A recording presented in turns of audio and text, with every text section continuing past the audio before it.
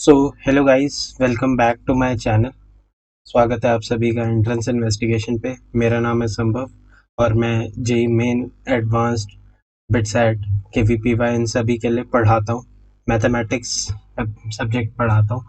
तो आज के इस वीडियो में हम अपनी जेई मेन मैराथन सीरीज को कंटिन्यू करने वाले हैं। जैसा कि आप सभी जानते हैं कि हमने 4 सेशन कर लिए हैं, जिनमें हमने trigonometry, solution of triangle, heights and distances और mathematical reasoning, statistics and sequences and series को कंप्लीट कर लिया है। तो आशा करता हूँ आप सभी वो सब देख के आ रहे होंगे। अगर अभी तक नहीं देखे हैं तो डेफिनेटली उन लोगों को उन सारे वीडियोस को देख लेना, काफ़ी हेल्पफुल रहेंगे आपके फाइनल अटेम्प्ट की प्रेपरेशन के लिए। ठीक है। और दूसरी बात, आज अपन करेंगे क्वाड्रेटिक इक्वेशन। तो क्वाड्रेटिक इक्वेशन वैसे तो बहुत इजी चैप्टर है और मुझे वैसे लगता नहीं कि मतलब किसी ने करा होगा, पर since it is an easy केल टॉपिक तो मैंने क्या किया कि उसे पहले कवर करेंगे। हम पहले आसान आसान चैप्टर्स को कवर करेंगे and then will move to the tougher ones. That will make our preparation even much better in pursuit of very different things. Okay, so हम आज के इस वीडियो में अपन क्वाड्रेटिक इक्वेशन कर लेंगे कंप्लीट। तो इससे क्या होगा कि आपके काफ़ी सारे क्वेश्चन अच्छे हो जाएंगे और आपका एक बेसिक बिल्ड हो जाएगा जो कि हम कैलकुलस में भी काफ़ी यूज़ कर सकेंगे। ठीक है, तो मैं उसी अप्रोच से जाऊंगा। ठीक है, आई एम एक्सपेक्टिंग कि बहुत सारे लोगों ने वैसे तो पढ़ रखा होगा, but still I try to be as be at a very low level only. I'll start from the very basic level and we'll try to cover a very decent level. I'm not saying that we are going to cover entire advanced level. Okay, we can't cover it in one lecture. It will take a lot of time, it will take a lot of practice. Okay, but at least the theory will be covered with at a good level so that you guys are able to solve the problems. So this will be the approach that we are going to follow. But before that, do make sure that you like this video and comment as well, and moreover you subscribe to the channel so that you can get more such videos available to you. Okay, so this is all about me. My name is Sambhav, as you all know, and today we are going to study quadratic equations. This is the marathon session 5. Let's start with this marathon. So we have our topic as quadratic equations that we are supposed to cover today. So let us start. So we'll as I said, mentioned that we'll start from basics. So we have done most of the things in 10th class from quadratic, and in class 11 the most of the things are generally straightforward, and this topic is a easy kill topic. This straightforwardness of this topic makes it an easy to understand thing. So let us start with this. So first of all, our first topic is the solution of the quadratic equation. So सभी को पता है कि अगर हम कोई भी general quadratic equation ले ले, ax square plus B x plus C is equal to 0, तो हम कह सकते हैं कि इसमें हमारे पास जो क्वाड्रेटिक इक्वेशन का सोल्यूशन होता है x, वो होता है minus b plus minus under root b square minus 4ac divided by 2a। ठीक है, ये हमारे पास होता है। So the solutions of the quadratic equation ax square plus bx plus c equal to 0 are given by x is equal to minus b plus minus square root of b square minus 4ac upon 2a। ठीक है, and this expression of b square minus 4ac, this is known as the discriminant. ठीक है, and it is denoted by capital D for the quadratic equation. तो हम ज़्यादातर इसको discriminant को D से ही रिप्रेजेंट करेंगे। So this is b square minus 4ac is equivalent to D। And अगली जो हमने बहुत सारी ये सारी बेसिक प्रॉपर्टीज आप लोग 10th क्लास में पढ़ते आ रहे होंगे। ठीक है, और जो चीज़ें नहीं पढ़ी हम उनके ऊपर भी चर्चा करेंगे। ठीक है, जैसे ax square plus B x plus C is equal to 0 है, तो इसमें सम ऑफ रूट्स, अगर इसके दो रूट है, लेट्स से अल्फा एंड बीटा, तो सम ऑफ रूट हो जाता है minus b by a, that is minus coefficient of x by coefficient of x square, and alpha beta का वैल्यू कितना हो जाता है सी बाय ए। ठीक है, ये हमारे पास है। तो अगर कोई आपसे अल्फा माइनस बीटा का मॉड का वैल्यू पूछ ले तो आप कैसे निकालेंगे? तो उसको निकालने के लिए हम अल्फा माइनस बीटा का मॉड का स्क्वायर कर लेते हैं, तो वो हो जाएगा अल्फा प्लस बीटा का square minus 4 alpha beta, because हमें पता है alpha square plus beta square minus 2 alpha beta, ये वाली चीज़ है alpha square plus beta square plus 2 alpha beta, तो हमें क्या सब्ट्रैक्ट करना पड़ेगा इस वाले टर्म से, माइनस 4 अल्फा बीटा। तो मतलब ये चीज़ें फटाफट बता दे जाए आप लोगों को, तो सही है। तो ये हो जाएगा B square by A square minus 4 times of C by A, यानी कि हो जाएगा B square minus 4ac divided by A square. क्या है ये वैल्यू? अल्फा माइनस बीटा का स्क्वायर। तो अल्फा माइनस बीटा का मॉड का वैल्यू कितना हो जाएगा, square root of B square minus 4ac को अपन डी से लिख सकते हैं एंड ए, तो और इस वाली चीज का अपन ले सकते हैं मॉडुलस। ठीक है, सो ये हो जाएगा डिफरेंस ऑफ रूट्स। तो ये भी याद रखना होता है, ठीक है, लोग यहाँ ये याद रखेंगे और ये भी याद रखो ना, ठीक है, remember it, this is important. Okay, do make sure that you remember it. Okay, next है कि अगर हमारे पास कोई क्वाड्रेटिक इक्वेशन है तो जिसके रूट्स अल्फा और बीटा हैं, तो हम इसको इस फॉर्मेट में लिख सकते हैं, x minus alpha x minus beta equal to 0। ये वाली चीज कहाँ से आई, ये वाली चीज आपने पढ़ी होगी फैक्टर थ्योरम। ठीक है, क्लास 10 में आपने फैक्टर थ्योरम पढ़ी होगी कि अगर अल्फा और बीटा हमारे सॉल्यूशन है यानी कि रूट है, तो x minus alpha is a factor and similarly x minus beta is also a factor. Now quadratic क्या है, एक 2 डिग्री पॉलिनोमियल है, this is a 2 degree polynomial. ठीक है, so this is a 2 degree polynomial. So since it is a 2 degree polynomial, it can have maximum 2 roots, or I must say maximum 2 factors. So if we are able to find those factors, we can regenerate this entire polynomial in its factor format, and this factor format is written in this way. And if our alpha and beta, if we are known with the roots, we can definitely find the quadratic equation. This is quite obvious and I guess आप सभी को पता ही होगा. And from this entire thing, this entire discussion, we know that this will be our quadratic equation, that is it is x square minus sum of roots into x plus product of roots is equal to 0. ठीक है, तो जो हमने यहाँ पर ये और ये लिखा है, this also follows from this thing only.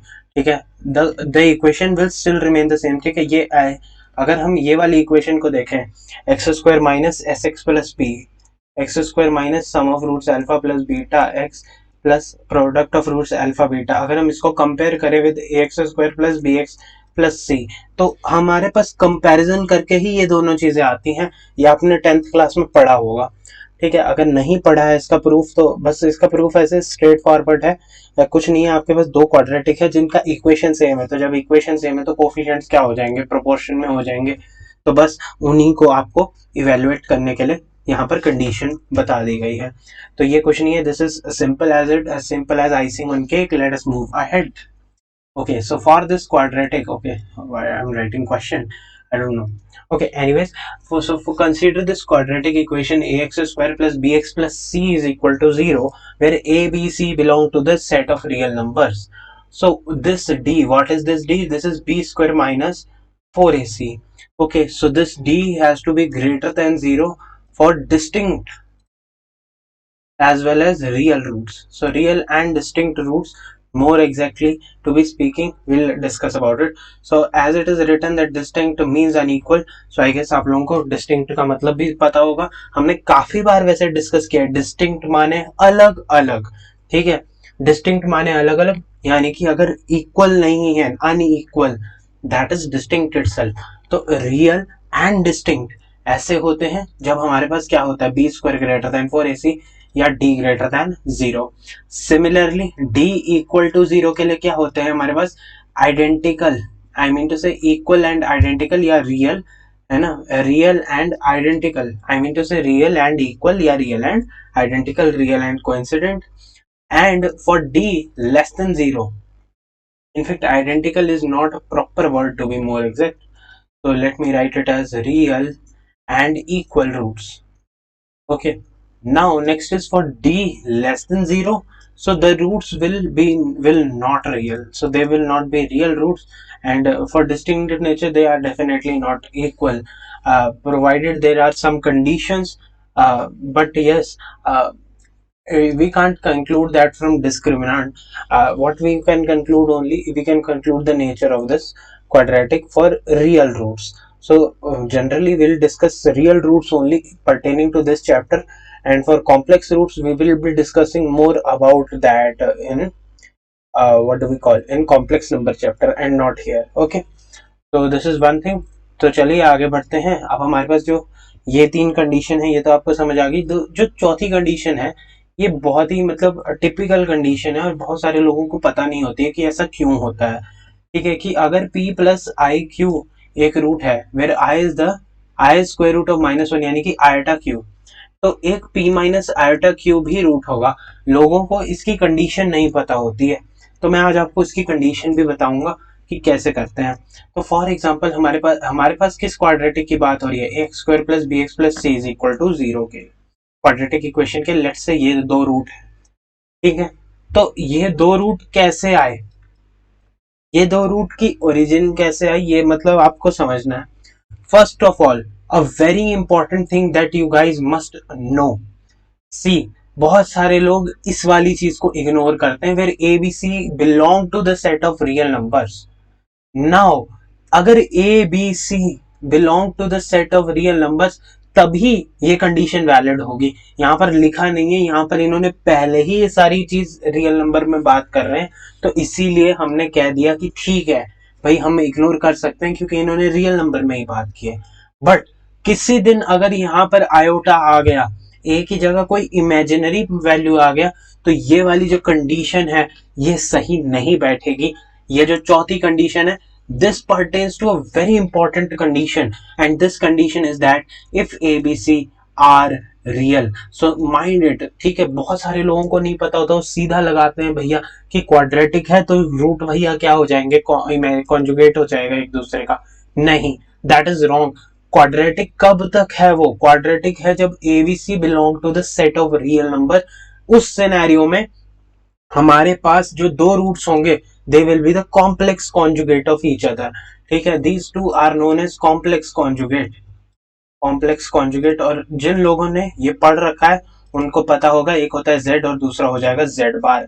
क्यों? क्योंकि यहाँ का बस साइन चेंज हो रहा है, SIGN वाला, बाकी सब सेम है, ठीक है। और इस चीज का लॉजिक बहुत ही सिंपल है, ठीक है। आपको पता है ABC रियल है, तो जो सम ऑफ रूट्स होगा, सम ऑफ रूट्स वो माइनस बी बाय है। अब रियल बाय रियल तो रियल ही रहेगा, ठीक है। तो ये भी हमारा क्या है, रियल है, ओके।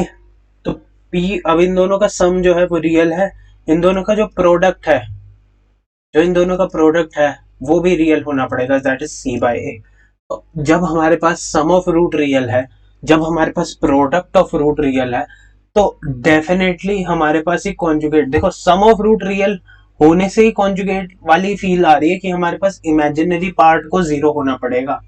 और इमेजिनरी पार्ट को जीरो कभी करेंगे कि जब लेट से एक रूट, ठीक है, हम ऐसा करते हैं, we can use a contradiction method, कि हम इसका एक रूट मान लेते हैं A1 प्लस आयोटा B1 और दूसरा रूट मान लेते हैं A2 प्लस आयोटा B2, ठीक है। और हम देख रहे हैं equation AX square plus BX plus C is equal to 0 where ABC belong to the set of real numbers, ठीक है। So we have to, what we are supposed to prove, that A1 is equal to A2 and B1 is equal to B2. So let us start with it. So what is the sum of roots? The sum of roots is A1 plus A2 plus iota times B1 plus B2. Now this is equal to minus B by A. Now what I'm sure about is that this is a real quantity. It means that B1 has to be equal to negative of B2 for this condition to satisfy. Okay, and for product of roots, so for product of roots, now the second condition comes from the product of roots, ठीक है। बहुत सारे लोगों को नहीं पता होता, वो रट्टा मारेंगे बस और कुछ नहीं करेंगे, ठीक है। And then they will blame the teacher that he didn't teach you, but actually the teacher teaches you everything. All the thing is that it is your motivation that dagmagas. Okay, so A1 plus A2 minus B1 plus minus B1 B2 plus A1 B2 minus A2 plus A2 B1 times iota. Now this A1 B2 plus A2 B1 has to be equal to 0. Can I substitute this as minus B2? Yes, I can. So what is this value become? This value becomes A1 minus A2 times B2 is equal to 0. We know that B2 is already B2, we are supposing that B2 is not equal to 0 because we have an imaginary root. So implies that our A1 has to be equal to A2 in order to satisfy the product of root condition.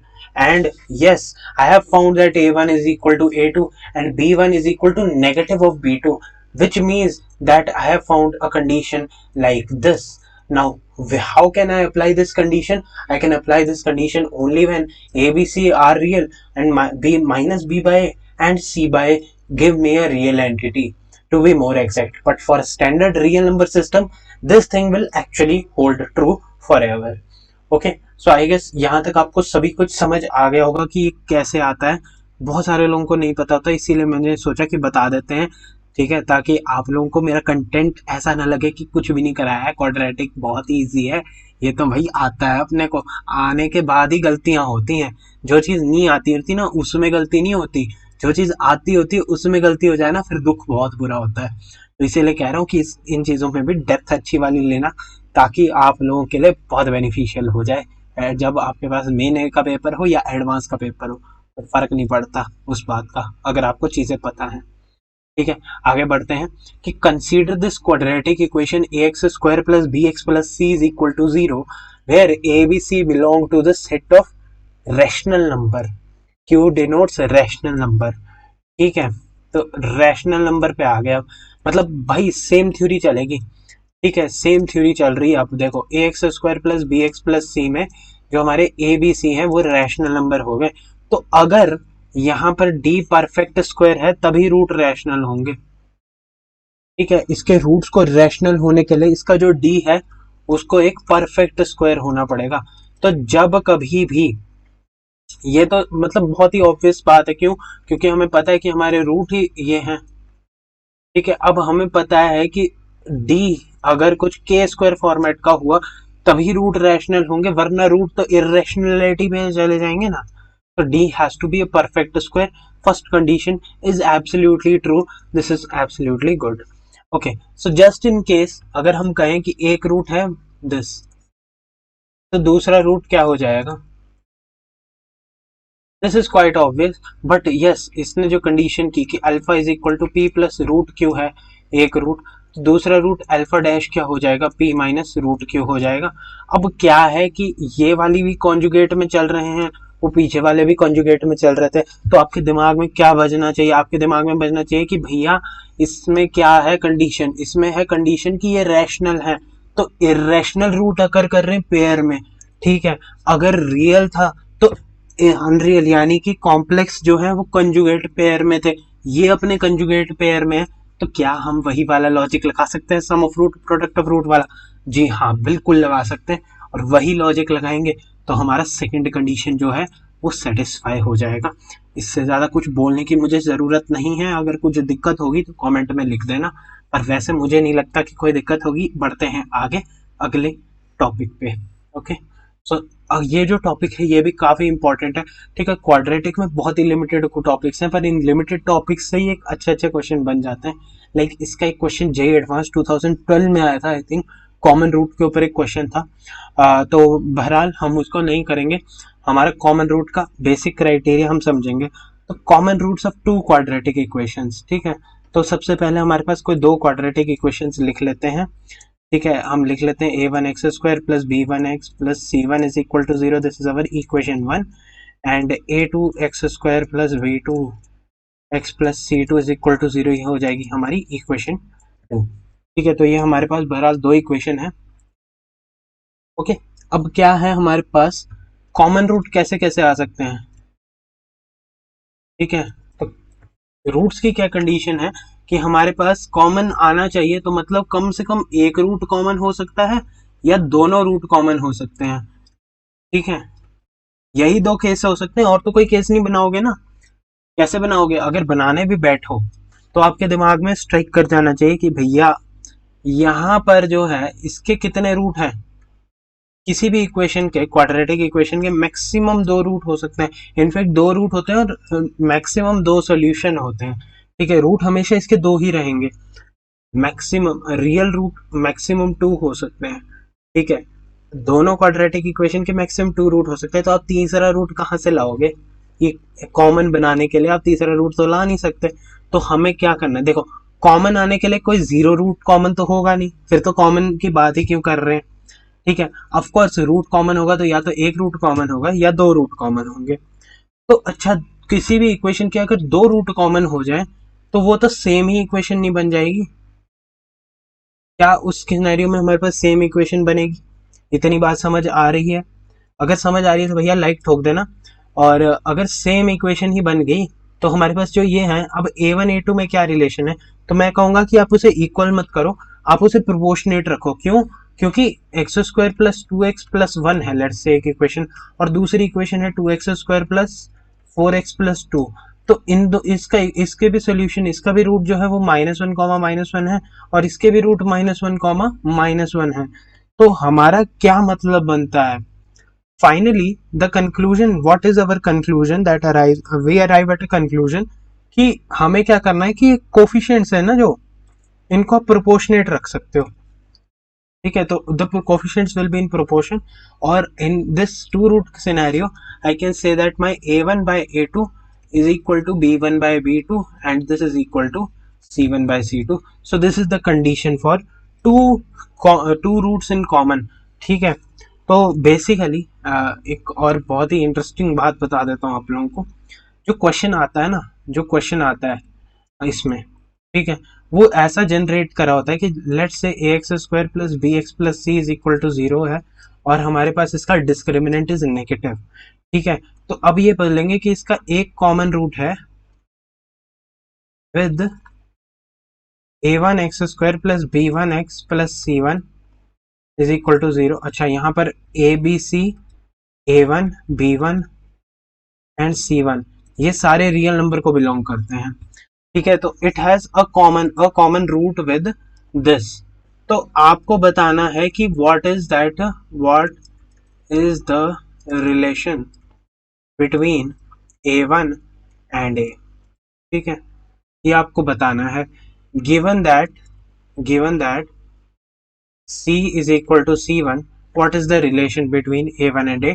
तो मैं आपको चार option दे देता हूँ। a is equal to a1, दूसरा option देते हैं a is equal to a1 minus b1, तीसरा ऑप्शन दे देते हैं a is equal to a1 plus b1 plus c1, और चौथा ऑप्शन दे देते हैं a is equal to a plus a1 divided by 2। ऐसे आपको लेट से चार ऑप्शन दे दी, या मैं इसको ट्वाइस a1, पता नहीं है, इसको b लिख लो। ठीक है, चलो वो गलत ही होगा, वैसे आपको पता ही लगी क्या होगा। तो what is the relation between a1 and a, ये पूछ लिया जाए। ठीक है, तो अब आपका दिमाग के घोड़े चलने चाहिए। यहाँ पर आपको a कॉमन रूट दिया हुआ है, तो इसका मतलब क्या है कि इसका एक रूट कॉमन है। ठीक है, तो अब ये हमें पता है कि ए बी सी रियल है। ठीक है, a1 b1 c1 भी रियल है। इसका डिस्क्रिमिनेंट है नेगेटिव, तो इसका जो एक रूट होगा वो एक्चुअल में इमेजिनरी होगा। और अगर इसका एक रूट इमेजिनरी है, a1 b1 c1 रियल है, तो यहाँ पर लेट से x प्लस आयोटा वाई या a alpha plus iota beta, ठीक है, या लेट से p प्लस आयोटा क्यू है, वो इसका कॉमन आ जाए। ठीक है, इसके साथ p प्लस आयोटा क्यू इसका भी रूट हो जाए। तो अब यहाँ पर दिमाग चलाओ अपना, ये कंडीशन अपने दी हुई है कि ये तीनों रियल हैं, तो definitely p minus iota Q भी रूट होगा। तो ये वाला इसका तो रूट हमें पता ही है, p प्लस आयोटा क्यू है और p माइनस आयोटा क्यू है, दोनों के रूट दोनों कॉमन हो जाएंगे। यहाँ पर अ कॉमन रूट करके वो आपके साथ गेम खेल रहा है। अब आपको क्या करना है कि आपको समझना है स्टेटमेंट में, ये मैंने देखा है बहुत सारे सवालों में ऑब्जर्व किया मैंने कि अ कॉमन रूट से आपके पास बहुत सारी जगह पे दो रूट भी कॉमन आ जाते हैं।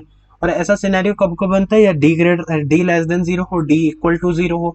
इक्वल टू 0 तो ऑफकोर्स रिपीटेड रूट है, एक कॉमन रूट आ जाएगा। ठीक है, और दोनों का डी इक्वल टू 0 होना चाहिए बस उसके सिनेरियो में। और बाकी एक कंडीशन रैशनल के लिए आ सकती है, वो तो ऑफकोर्स आपको पता लगी गई होगी। तो अब आप इन दोनों इक्वेशंस के लिए कंडीशन लिख सकते हैं कि a upon a1 is equal to b upon b1 is equal to c upon c1। तो आपको पता है इज इक्वल टू a1, ये कंडीशन डेफिनेटली रहेगी। तो ये मतलब एक क्वेश्चन आया, मैंने अपने दिमाग से फ्रेम किया ऑफकोर्स। ठीक है, लाइव लेक्चर में ये फ्रेम किया जा रहा है। ठीक है, ये कोई प्री रिटर्न नहीं है। ठीक है ये फर्स्ट शॉट में बनाया गया है, तो इसीलिए ऑप्शन भी तैयार नहीं थे। तो मतलब आप समझ रहे हो ना, फंडा समझना इंपॉर्टेंट है, बाकी तो कुछ नहीं है, बाकी तो सब सही है। अच्छा, अब एक रूट कॉमन हो जाए। ठीक है, तो एक रूट कॉमन होने के लिए हमारे पास कंडीशन देखनी है। तो A x square plus B x plus C 1 इसका लेट से एक रूट क्या है, इसका एक रूट मान लेते हैं लेट से अल्फा, और दूसरा रूट मान लेते हैं बीटा। और जो हमारे पास दूसरी इक्वेशन है उसको भी लिख लेते हैं एक बार के लिए। तो a2 x square plus b2 x plus c2 is equal to 0, और इसका हम कॉमन रूट मान लेते हैं अल्फा, और दूसरा रूट मान लेते हैं गामा। ठीक है, तो अब हमें देखना है कि कॉमन रूट की कंडीशन क्या होगी। तो कॉमन रूट की कंडीशन वैसे कोई याद नहीं रखता है, हर बार ये चीज डिराइव करना सजेस्टेड है। आपकी मर्जी है लास्ट में। बट मैं कहूँगा कि याद रखोगे तो दिक्कत होगी, बहुत सारी चीज़ें होती हैं यार याद रखने को, वो रखो ना। तो इसको करने का तरीका क्या है कि हमारे पास जो फर्स्ट इक्वेशन है उसमें हम कॉमन रूट डालेंगे तो उसका वैल्यू इक्वल टू 0 होगा। ये कंडीशन, ये इक्वेशन जो है वो सेटिस्फाई कब कर रही होती है, ये इज इक्वल टू 0, ये हमारे पास एक कंडीशन है। और what about the second condition, तो सेकंड कंडीशन है a2 alpha square plus b2 alpha plus c2 is equal to 0, ये हमारे पास सेकंड कंडीशन है। अब हमें पता है कि यहाँ पर इन दोनों में कंडीशन ये बैठ रही है, दोनों इक्वल हैं, ठीक है। दोनों इक्वल है तो दोनों को क्या करो, सब्ट्रैक्ट कर लो। ऐसा करो, इन दो को इस तरीके से सॉल्व करना है। अब आपको क्या करना है, इधर से what you have to do, ये आपके पास दो इक्वेशंस आ गई अल्फा और अल्फा स्क्वायर में। तो आप अल्फा स्क्वायर को थोड़ी देर के लिए टी मान लो और इसको लिख लो a1t plus b1 alpha plus c1 is equal to 0, और इसको लिख लो a2t plus b2 alpha plus c2 is equal to 0। और अब आप अल्फा के लिए सॉल्व कर लो। तो जब आप इन दो इक्वेशंस को अल्फा के लिए सॉल्व करोगे तो आपके पास एक एक्सप्रेशन सा बनेगा। तो इसको सॉल्व कर लेते हैं। तो हम ऐसा कहते हैं, पहली यहाँ पर मैं इसको थोड़ा बहुत हल्का फुल्का सॉल्व करेंगे, पूरा सॉल्व नहीं करेंगे of course. Plus b1 alpha plus c1 is equal to 0, और ये a2 alpha square plus b2 alpha plus c2 is equal to 0 दिया गया है। इसको हम क्या कर लेते हैं, मल्टीप्लाई कर लेते हैं a1 से, और इसको मल्टीप्लाई कर लेते हैं a2 से। तो अब हम और इसमें लगा देते हैं सब्ट्रैक्शन का साइन, तो ये वाला जो टर्म है वो हो जाएगा कैंसिल, ठीक है। a1 a2 बनेगा, तो यहाँ पर क्या बनेगा, a2 b1 alpha minus a2 b1 minus a1 b2 times of alpha, जो बनेगा उसका वैल्यू कितना हो जाएगा दोस्तों, उसका वैल्यू हो जाएगा c2 माइनस c1। तो अल्फा का वैल्यू हो जाएगा c2 minus c1 bye a2 b1 minus a1 b2, ये हमारे पास आ जाएगा। अब क्या करना है, आपके पास अल्फा का वैल्यू आ गया। अब आप किसी भी एक इक्वेशन में सब्सटीट्यूट कर लो, इसे b1 अल्फा प्लस c1 है, ठीक है। या तो आप अल्फा स्क्वायर निकाल लो क्वाड्रेटिक सॉल्व करके, ठीक है, b1 b2 से मल्टीप्लाई करो और निकाल लो, या क्रैमर रूल लगा लो, कुछ भी लगा लो। बस आप क्या करो, इसको सॉल्व कर लो, इक्वल टू 0 करो, ठीक है। अब आप इसमें अल्फा का वैल्यू सब्सटीट्यूट करोगे और आपको कंडीशन मिलेगी। अब आप ही बोलो कि इस कंडीशन ये मिलेगी, यहाँ पर इसका स्क्वायर होगा, इतना सारा कंफ्यूजन कौन पाले, ठीक है। मैं तो नहीं कर सकता भैया, मैं तो हर बार इसको सॉल्व करना प्रेफर करूंगा, वो ज़्यादा आसान है। और बेसिकली उसको सॉल्व करने में कुछ टाइम नहीं लगेगा। अगर इजी होगी इक्वेशन तो वैसे ही सॉल्व नहीं होगा, डिफिकल्ट होगी तो वैसे ही ये इतना बड़ा कैलकुलेशन नहीं हो पाएगा। तो ओवरऑल किसी भी सिनेरियो में अगर हम सोचें तो इसको याद रखने का कोई मतलब नहीं बनता, इसको सॉल्व करना, समझना, कैसे अप्लाई करना है वो पता होना चाहिए। That is it, that is more than sufficient. और इसी के साथ अपना कॉमन रूट का कंडीशन क्या है कि अब दो रूट है तो बस डायरेक्ट प्रोपोर्शन ले लो और सही बैठ जाएगा। और अगर एक रूट है तो एक कॉमन रूट को अल्फा मान लो, उसके हिसाब से कंडीशन डिड्यूस करो, अल्फा का वैल्यू निकालो, सब बैक सब्सटीट्यूट करो और आपके पास कंडीशन आ जाएगी। कंडीशन कोई डायरेक्टली नहीं पूछता है, अगर कोई पूछ ले तो बता दिया कि कैसे करना है। ज्यादातर सवाल आते हैं क्वेश्चन की अल्फा का वैल्यू निकाल लो या ऐसा कुछ कर लो, तो वो तो आपको पता ही है कि कॉमन रूट का वैल्यू क्या है। या नॉन कॉमन रूट पूछ ले तो आप कुछ और तरीके से कर लो, ठीक है। आप कॉमन रूट हर बार निकाल लोगे, फिर दूसरा रूट आप निकाल ही सकते हो, ठीक है। तो ये हमारे पास हो गया कॉमन रूट के लिए। अब ये हमारे पास इसका क्वेश्चन हो गया। अब आते हैं अगले टॉपिक पे, that is maximum and minimum values of a quadratic expression. तो इसका मैक्सिमम और मिनिमम वैल्यू क्या होता है क्वाड्रेटिक एक्सप्रेशन का। तो हमारे पास एक क्वाड्रेटिक एक्सप्रेशन है A x square plus B x plus C, ठीक है। ये हमारे पास एक्सप्रेशन है, this is not equation. So first of all आप लोगों को ये मतलब समझ आना चाहिए कि एक्सप्रेशन में क्या डिफरेंस है। A difference between, you must understand difference between expression and equation. Equation क्या है, A x square plus B x plus C, this is equal to 0, this is equation. तो ये कुछ वैल्यूज देगी, सेटिस्फाई करेगी, वैल्यूज सेटिस्फाई करेगी, ठीक है। एक्सप्रेशन में ऐसा कुछ नहीं होता। Expression is set of coordinates, और to be more exact expression is implication of a function only, ठीक है, this function. And here we are concerned about roots, and here we are concerned about every value that a function can attain, okay। तो आप इस तरीके से समझ सकते हैं। तो अब क्वाड्रेटिक को अगर हम एक्सप्रेस करें तो एक ग्राफ करके भी की चीज होती है ना, तो हम ग्राफ पे क्वाड्रेटिक को एक्सप्रेस करते हैं एज अ पैराबोला। ठीक है, ये तो सभी को पता होगा। ये क्वाड्रेटिक एक्सप्रेशन है, let's say x square plus B x plus C is equal to 0। ठीक है, तो इसका हमें क्या निकालना है, एक मैक्सिमम वैल्यू या मिनिमम वैल्यू। तो ऑफ कोर्स इसका, अगर हमारे पास ए इसका पॉजिटिव हो तो ये अपवर्ड फेसिंग क्वाड्रेटिक होता है। ये आपने फंडामेंटल ऑफ मैथमेटिक्स या बेसिक मैथमेटिक्स में पढ़ा होगा।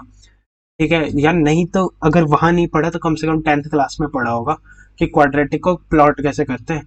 और अगर वहां पे भी नहीं पढ़ा तो कोई बात नहीं, नहीं पढ़ा है तो मैं बता देता हूँ कि अगर ए पॉजिटिव है तो आप देख सकते हैं कि ये जो ए टाइम्स ऑफ एक्स स्क्वायर है, ये एक पॉजिटिव क्वांटिटी रहेगा हमेशा, और ये एक डोमिनेटिंग क्वांटिटी है। तो जब बहुत बड़ा नंबर आएगा तो ये हमेशा हमें एक पॉजिटिव वैल्यू देगा। तो फाइनली जब हम इनफाइनाइट की तरफ जाएंगे तो हमारे पास जो क्वाड्रेटिक है वो इनफाइनाइट की तरफ जाएगी। इनफैक्ट अगर हम माइनस इनफाइनाइट की तरफ भी जाएंगे तब भी हमारा क्वाड्रेटिक इनफाइनाइट की तरफ ही जाएगा। ठीक है, तो ये जो कंडीशन है ये आपको समझ आनी चाहिए। Nothing else, everything is absolutely fine. तो अगर ए पॉजिटिव है तो हमारा क्वाड्रेटिक जो है वो अपर फेसिंग हो जाता है, यानी कि कनकेव अपवर्ड हो जाता है। और अगर ए नेगेटिव है तो उसके लिए क्या कंडीशन है, उसके लिए कंडीशन है कि ये डाउनवर्ड हो जाता है। ऑफ कोर्स अगर ये नेगेटिव है तो माइनस इन्फिनिटी डालो या इन्फिनिटी डालो, यहाँ पर हमारे पास ओवरऑल डोमिनेटिंग टर्म, ठीक है, जो ए एक्स स्क्वायर है इसको मैं एक डोमिनेटिंग टर्म की तरह ट्रीट कर सकता हूँ कि इसका भाई बहुत बड़ा वैल्यू आएगा जब हम इसमें बहुत बड़ा नंबर डालेंगे। और जब हम उसमें नेगेटिव साइन जोड़ दें तो वो बहुत छोटा बन जाएगा, नेगेटिव इन्फिनिटी की तरफ अप्रोच करेगा। ठीक है, ये हमारे पास कंडीशंस बनती हैं। अब हमें क्या करना है कि हमें इसका मिनिमम वैल्यू निकालना है। तो किसी भी फंक्शन पे, फॉर एग्जांपल अगर हम अपवर्ड फेसिंग वाले के देखें तो अपवर्ड फेसिंग के लिए हमारे पास मिनिमम वैल्यू आएगा और डाउनवर्ड फेसिंग के लिए हमारे पास मैक्सिमम वैल्यू आएगा। तो उसका एक्स कोऑर्डिनेट और वाई कोऑर्डिनेट मैंने मार्क कर दिए हैं यहाँ पर। अब हमें इनको इवेलुएट करना है। ठीक है, तो लेट्स से हमारे पास यहाँ पर कोई अल्फा कॉमा बीटा है, या अल्फा कॉमा बीटा रहने दो, आप कैपिटल एक्स और कैपिटल वाई ही ले लो। तो हमें कैपिटल वाई का वैल्यू चाहिए। ठीक है, और कैपिटल एक्स भी पता होना चाहिए कि किस पे आएगा। तो ये बेसिकली यहाँ पर याद रख लो, माइनस बी बाई टू ए पे आता है। कैसे हुआ, इसको डिफरेंशिएशन से यूज कर सकते हो। ठीक है, तो या तो तुम मैक्सिमा मिनिमा के लिए डिफरेंशिएशन यूज कर लो। ठीक है, पर डिफरेंशिएशन अपन ने अभी पढ़ाया नहीं है तो मैं रिकमेंड नहीं करूंगा फिलहाल यूज करने का। आपको खुद करना है डिफरेंशिएशन वाला मेथड। मैं क्या करूंगा, मैं इसे कंप्लीटिंग द स्क्वायर से भी कर सकता हूँ। तो मैं उस मेथड को लगाऊंगा कि मैं ए कॉमन ले लेता हूँ, तो X square plus B by A X plus C by A. ठीक है, इसका मुझे मैक्सिमम या मिनिमम निकालना है। तो उसके लिए मैं क्या करूंगा, ए कॉमन ले लेते हैं। तो ये आ जाएगा x square plus two times of b by two a times of x plus b square by four A square plus C by a minus B square by four A square. ये बन जाएगा हमारे पास expression हमारा। तो यहाँ पर ये वाली चीज क्या बन गई, X plus B by two A का square times A plus four A C minus B square by four A square. ये समझ आ रहा होगा कि इस वाली चीज को मैंने कैसे ट्रांसफॉर्म किया। This method is known as completing the square. ठीक है, and this you have studied in class 10th। So I don't think कि इसमें किसी को कोई दिक्कत है। अगर किसी को कोई भी दिक्कत है तो आप 10वीं कक्षा का मैथ पढ़ें। ठीक है, और उतना अगर समय नहीं है तो बस सिंपली याद रख लें, और क्या। तो अच्छा, अब हमें क्या पता है कि x plus B by two A का स्क्वायर है वो हमेशा एक पॉजिटिव क्वांटिटी होगा और हमेशा बहुत ही बड़ी वैल्यू से छोटा होगा। ठीक है, और अगर हम इसमें ये वाला टर्म ऐड कर दें, ये वाला टर्म क्या है, एंड कोइंसिडेंटली ये वाला टर्म है माइनस डी। तो अगर हम इसमें माइनस डी बाय ए है ना, तो ए स्क्वायर, हाँ सही है। तो हम ए से ए, तो हमारे पास यहाँ पर अगर माइनस डी बाय फोर ए स्क्वायर, इससे इसको हम सब्ट्रैक्ट कर दें तो इन्फिनिटी से हम बहुत ही, मतलब कुछ भी, भाई सागर से आप एक लोटा पानी ले लोगे तो कोई फर्क थोड़े पड़ेगा। वैसे इन्फिनिटी से आप थोड़ा सा नंबर ले लो, चुरा लो, किसी को क्या ही फर्क पड़ रहा है। पर जीरो को फर्क पड़ रहा है, वो कहेगा भैया मैं माइनस डी बाय फोर ए स्क्वायर बनूंगा। तो अब इससे क्या कंक्लूजन मिलता है। अच्छा, अभी ए से मल्टीप्लाई करना तो रह गया, तो ए से भी मल्टीप्लाई होगा ये एक्सप्रेशन। अब ए है हमारा पॉजिटिव तो ये ऐसे मल्टीप्लाई हो जाएगा। तो हमारे पास जो फाइनल एक्सप्रेशन बनेगा तो वो आ जाएगा इन्फिनिटी से less than is equal to our function. इसको मैं एफ एन लिख लेता हूँ, एज ए फंक्शन रिप्रेजेंट कर रहे हैं, and this is greater than equal to minus d by 4a। ठीक है, तो इससे क्या हमें क्या सीखने को मिलता है, जो हमारा क्वाड्रेटिक है वो फंक्शन है, और उस फंक्शन का रेंज क्या है, -d/4a से infinity when a is positive. ठीक है, जब a नेगेटिव हो जाएगा तब यहाँ पर जब हम a से मल्टीप्लाई करेंगे तो इनइक्वालिटी का साइन रिवर्स हो जाएगा, और इसीलिए तब जो हमारे पास जब a नेगेटिव की कंडीशन आएगी तो उस सिनेरियो में जब a नेगेटिव आ जाएगा तो ये बन जाएगा -इंफिनिटी से -d/4a। ठीक है, तो मैं आप लोगों को बता रहा हूँ कि यहाँ तक मैं लिख देता हूँ कि इन्फिनिटी यहाँ पर लिख देते हैं x+b/2a² -d/4a²। ये हमारे पास है ना, this is greater than equal to -d/4a²। यहाँ तक जो है, यहाँ तक कंडीशन कॉमन है। अब आगे जब हम a से मल्टीप्लाई कर रहे हैं, I am multiplying by a, तो हमारे पास अगर a नेगेटिव है तो ये बनेगा, और अगर a पॉजिटिव है तो ये बनेगा ये। ठीक है, तो इस तरीके से ये बन जाएगा हमारे पास सिनेरियो। तो जब a नेगेटिव है तो ये बनेगा, a पॉजिटिव है तो ये बनेगा। ठीक है, तो y, अब इसमें क्या है, मैक्सिमम वैल्यू केस में, अच्छा a नेगेटिव वाले केस में हमारे पास मैक्सिमम वैल्यू आएगी और minimum value -infinity. a positive वाले, ये वाली क्या है, ये हमें पता है मैक्सिमम वैल्यू है। ठीक है, और ये क्या है, ये मिनिमम वैल्यू है। ठीक है, तो बेसिकली मिनिमम वैल्यू किसी एक सिनेरियो में आ रही है, दोनों सिनेरियो में नहीं आ रही है, और and similar goes with the maximum value. Now the thing is that what we currently did, this is the range of quadratic expression. तो आई थिंक कि अब हमें रेंज ऑफ क्वाड्रेटिक को डिस्कस नहीं करना पड़ेगा जब भी हम फंक्शन पढ़ेंगे, क्योंकि मैंने अब यहाँ पर वो एक्सप्लेन कर दिया है। ठीक है, तो आई होप यहाँ तक सब कुछ क्लियर होगा, मिनिमम मैक्सिमम वैल्यू निकालना आ गया होगा। बढ़ते हैं अगले टॉपिक पे। Now this is quite important, roots under particular cases. ठीक है, this is interesting enough and important as well, but let us take it as an interesting case and not that important, so that it will be fun. Okay, so we are discussing roots under particular cases, so we will take this consider them as around कितने हैं, a b c d e f g h i, हाँ ठीक है, you can take it as 9 questions. So what is this, this is ax² plus bx plus c is equal to 0. This is our quadratic equation, or our, yes, this is quadratic equation and its roots are given to be alpha and beta. ठीक है, now we have to judge for the conditions of alpha and beta. ठीक है, we have been given that it has real roots first of all, तो हमारे पास discriminant is positive. ठीक है, now what happens if b is equal to 0? What happens if b is equal to 0? तो b equal to 0 मतलब क्या हो गया कि sum of roots क्या है, is equal to 0। तो अगर a अल्फा प्लस बीटा का वैल्यू 0 हो गया तो अल्फा का वैल्यू तो माइनस बीटा हो गया, तो हमारे एक रूट हो गया अल्फा और दूसरा रूट हो गया माइनस अल्फा। ठीक है, so this indicates that roots are equal magnitude but of a opposite sign. ठीक है, लेट्स से अगर हमारे पास c0 हो गया, अब a0 मत कर देना। ठीक है, a0 करोगे तो क्वाड्रेटिक थोड़े है भैया, वो लीनियर है, उसका एक ही रूट होगा। ठीक है, c0 करोगे भैया, जब आप c को 0 करोगे तो ये क्या बनेगा, ax² plus bx is equal to 0। तो अब इस सिनेरियो में x इक्वल टू 0 तो हमेशा एक रूट है, और दूसरा रूट कितना हो जाएगा, -b/a। ठीक है, इसे फैक्टराइज करके भी देख सकते हैं, इसको सम ऑफ रूट्स से भी देख सकते हैं। हमें पता है कि 0 डाल के इसका वैल्यू 0 हो रहा है, तो हम एक रूट को देख सकते हैं। So one root is 0 and other is -b/a. So let me take a next slide for next parts. Okay, so when a is equal to c, so when a is equal to c तो alpha beta कितना होता है, c/a, और when a is equal to c ये हो जाएगा 1, तो alpha beta equal to 1, तो बीटा कितना हो जाएगा 1/अल्फा।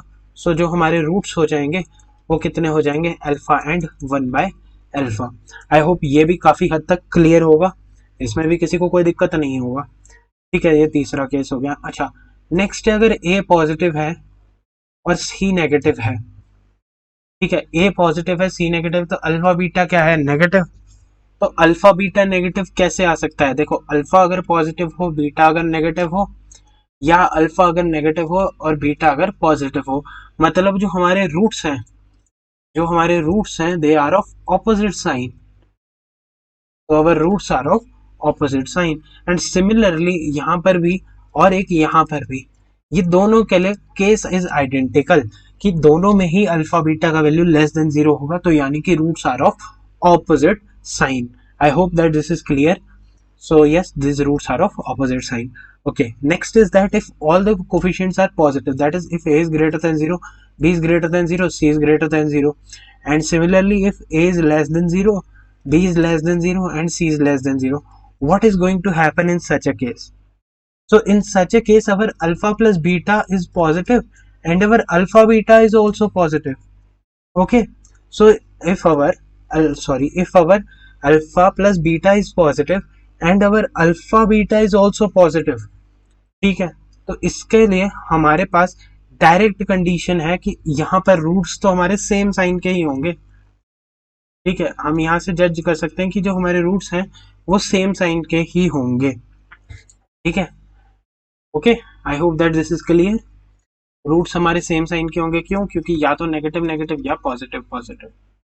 ओके, सो यहाँ पर रूट्स हमारे पास सेम साइन के होंगे. अच्छा हाँ, ऑफ कोर्स यहाँ पर alpha plus beta is greater than 0, तो रूट्स नेगेटिव भी होंगे. ठीक है, समझ रहे हो ना, रूट्स सेम साइन के होंगे. और अगर alpha plus beta greater than 0 है तो सम ऑफ रूट्स जो है, oh sorry, alpha plus beta less than 0 होगा ना, मैं वही सोच रहा हूँ कि कुछ गड़बड़ हो रही है. अल्फा प्लस बीटा जो ग्रेटर देन 0 बता रहा हूँ मैं, वो गलत है ना. क्यों? क्योंकि वो माइनस बी बाय होता है, तो जो अल्फा प्लस बीटा होगा वो हो जाएगा लेस देन 0. ठीक है, तो अल्फा प्लस बीटा यानी कि सम ऑफ रूट्स क्या हो गया? सम ऑफ रूट्स हो गया लेस देन 0, और हमारे पास रूट्स हैं सेम साइन के, तो दोनों रूट्स का सम भी लेस देन 0 और सेम साइन के, तो दोनों को डेफिनेटली नेगेटिव नेगेटिव होना पड़ेगा. Now this is common sense. अगर ये भी समझ नहीं आया तो मैं क्या ही कर सकता हूँ. ठीक है, चलो आगे बढ़ते हैं. अगर a पॉजिटिव हो जाए, b नेगेटिव हो जाए, c पॉजिटिव हो जाए, और अगर a नेगेटिव हो जाए, b पॉजिटिव हो जाए और c नेगेटिव हो जाए, तो अब इसमें भी क्या है, अल्फा बीटा हमारे पास है पॉजिटिव, यानी कि ये क्या है हमारे पास रूट्स ऑफ सेम साइन. और इसमें क्या है, सम ऑफ रूट्स जो है, sum of roots that is alpha plus beta that is minus B upon A. So this is alpha plus beta, so this is of positive nature, so alpha plus beta is positive, implies alpha roots alpha and beta are positive. ठीक है, this is clear. I hope that it is clear. यहाँ तक positive हो गए. अच्छा, if sin of a is equal to sin of b and not equal to sin of c, then greater root in the magnitude is negative. Now ये भी मतलब आप उसी एनालॉजी से जज कर सकते हैं कि अगर a इज ग्रेटर, अच्छा ठीक है, अगर a हमारे पास साइन ऑफ a है, यानी कि अगर हम let's say signum of a, ठीक है, let me keep it simple as possible. ठीक है, तो अगर हमारे पास a b का साइन सेम है, a और b का साइन सेम है और c का ऑफ कोर्स डिफरेंट है, तो हमारे पास अल्फा प्लस बीटा का वैल्यू, अगर a और b का साइन सेम है तो अल्फा प्लस बीटा नेगेटिव है, और c अगर डिफरेंट है तो अल्फा बीटा भी नेगेटिव है. तो अब प्रोडक्ट ऑफ रूट्स नेगेटिव हुआ, तो इसका मतलब रूट्स डिफरेंट साइन के होंगे फर्स्ट ऑफ ऑल. और जब सम ऑफ रूट्स नेगेटिव है तो मतलब जो हमारे पास बिगर रूट है वो क्या ले जाएगा, नेगेटिव साइन ले जाएगा. बस यही कहना चाह रहा है ये वाला. तो ये वाला एक्सप्रेशन ये कह रहा है, तो यहाँ पर पहुंच गए. हाँ, हम यहाँ पर पहुंच गए कि greater root in magnitude is negative, and similarly हम greater root in magnitude positive को जज कर सकते हैं. और लास्ट वाला जो है, जो मैं बहुत फ्रीक्वेंटली यूज करता हूँ और इनफैक्ट आप लोगों से भी रिकमेंड करा जाता है, कि अगर हमारे पास sum of coefficients is equal to 0, तो हमारे पास वन रूट कौन सा हो जाएगा, 1 हो जाएगा, यानी कि 1 factor x minus 1 always is a factor to this. So one root is 1 and other root is c by a. ये कैसा है, because alpha into 1 is equal to c by a. So you can judge the next root. ठीक है, तो this was roots under particular cases. I hope ये आपको सभी को समझ आ गया होगा. ठीक है, तो ये हमारा हो गया रूट्स अंडर पर्टिकुलर केसेस। अब बहुत इंपॉर्टेंट टॉपिक्स में से एक टॉपिक, और जिससे लोगों को काफी डर लगता है, बट ये बहुत सिंपल है, and that is location of roots. तो क्वाड्रेटिक में location of roots is one of the core topics that is generally asked in when it comes to examinations. Okay, so location of roots में कुछ नहीं होता है. What we have to do is we have to visualize the things.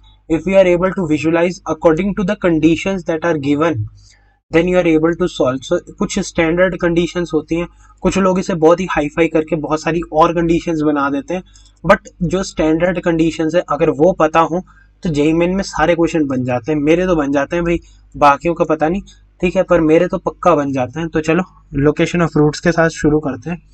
तो condition, तो हमारा ये हम केसेस डिस्कस करेंगे. देखो ये 1 2 3 4 केसेस डिस्कस करेंगे हम लोकेशन ऑफ रूट में.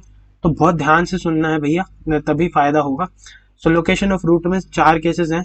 तो first case is that conditions for both the roots to be greater than a specific number d. ठीक है, तो हमें क्या करना होता है कि हम नंबर लाइन पे एक नंबर बनाते हैं डी. ठीक है, जो हमारे पास कोई नंबर है, हमें बता दिया कि कोई 2 रूट हैं, जो 2 रूट हैं इस एफ ऑफ एक्स के, जो एफ ऑफ एक्स हमारे पास क्वाड्रेटिक है, अगर 2 रूट है एफ ऑफ एक्स जो है हमारा वो A x square plus B x plus C is equal to A x square plus B x plus C की बात हो रही है. ठीक है, तो this must be the condition. So इससे हम क्या ग्राफ कुछ इस तरीके से बनेगा ना इसका, तो इससे इसका ग्राफ बनेगा. और ये वाला जो पॉइंट होता है ये, अच्छा हाँ, मैंने एक वर्टेक्स के कोऑर्डिनेट नहीं बताया कि इस वर्टेक्स के जो कोऑर्डिनेट होते हैं minus B by 2a comma minus d by 4a. ये आप लोगों ने ये कहाँ देखा, अभी अभी हमने थोड़ी देर पहले माइनस डी बाई 4a देखा था ना, तो वो x को माइनस बी बाई 2a डाल के ही आ रहा था, तो इसीलिए ये वर्टेक्स के कोऑर्डिनेट बन जाते हैं. ठीक है, ये क्वेश्चन 10th क्लास के एसओएफ के ओलंपियाड में आता है, मेरे मेरे एग्जाम में आया था, मुझे याद है इसीलिए. ठीक है, तो देख लो भाई, अगर कोई 10वीं कक्षा का भी देख रहा है तो उसके लिए भी काफ़ी हेल्पफुल है वीडियो. बेसिकली देखें इस वीडियो को. तो हमारे पास अल्फा, ये हमारे पास एक्स कोऑर्डिनेट आ गया माइनस बी बाय 2a के बराबर. ठीक है, तो हमारे पास क्या क्या कंडीशंस अराइज होगी. तो first of all both the roots है, तो बोथ द रूट्स है तो हमारे पास डिस्क्रिमिनेंट होना चाहिए ग्रेटर देन 0 वैसे तो. पर अगर just in case both the roots है तो रूट्स तो रिपीटेड भी हो सकता है. तो I am more interested in deep positive of course होना चाहिए, तभी रूट्स एग्जिस्टेंट रहेंगे. ठीक है, next is that this a times f of d, you don't need to remember a times f of d. what I suggest you to do, ठीक है, आप जो f of x लिख रहे हैं ना, ax square plus B x plus C is equal to, ऐसे लिख रहे हैं, आप इसके लिए एनालिसिस कर रहे हैं. It is better if you analyze it on this kind of equations. Why, इससे क्या है कि हमारा a ऑलवेज पॉजिटिव हो जाएगा. तो हमारा जो एनालिसिस है, मतलब हमारा इसको अगर हम capital A x square plus capital B x plus capital C के फॉर्मेट में लिखें, तो ये कैपिटल ए है, ये हमेशा पॉजिटिव हो जाएगा. तो हमारे half of the cases for negative, negative के लिए ये केस ऐसा भी हो सकता था ना, that gets avoided in itself and that gets counted in this expression only. So solely this expression is responsible and only we have to analyze for the positive portion. तो जब भी आपको location of roots solve करना है, try to make the initial, the first coefficient that you can make the positive, the x square coefficient, you can definitely make it equal to 1. That is a recommended thing. If you do it, then it is good for you. If you don't do it, it is absolutely fine. Okay, so you don't need to worry about it, but yes, you can do it. This is a good practice to do, because इससे क्या बनता है, हमारे पास आसानी हो जाती है question को सॉल्व करने में. बाकी तो कोई नहीं है, ठीक है, बाकी तो सब बढ़िया है भाई. ठीक है, तो चलो हमारे पास एक कंडीशन तो ऑफ कोर्स रहेगी ही. दूसरी कंडीशन क्या है कि अगर हम अब यहाँ पर देखो, अगर हम एफ ऑफ डी को इवेलुएट करें तो एफ ऑफ डी अब पॉजिटिव आना चाहिए. ठीक है, उस सिनेरियो अगर हम मान लो एक को रख के देख लेते हैं, अगर यहाँ पर d होता इस केस में, तो इधर से f ऑफ d नेगेटिव आता, तो अब हम a से मल्टीप्लाई कर रहे होते, तो यहाँ पर a नेगेटिव है और f ऑफ d नेगेटिव है, तो ओवरऑल टर्म क्या हो जाता, वो पॉजिटिव हो जाता ना. ठीक है, तो इसीलिए आपको कह रहे हैं कि आप अवॉइड कर सकते हैं. ठीक है, इसको इस तरीके से लिखना और आप डायरेक्टली f ऑफ d के ऊपर वर्क कर सकते हैं. तो इससे क्या है, आपका वर्क फ्लो बहुत ही ऑर्गेनाइज्ड हो जाएगा और आपके लिए बहुत सिंपल हो जाएगा इसको समझना.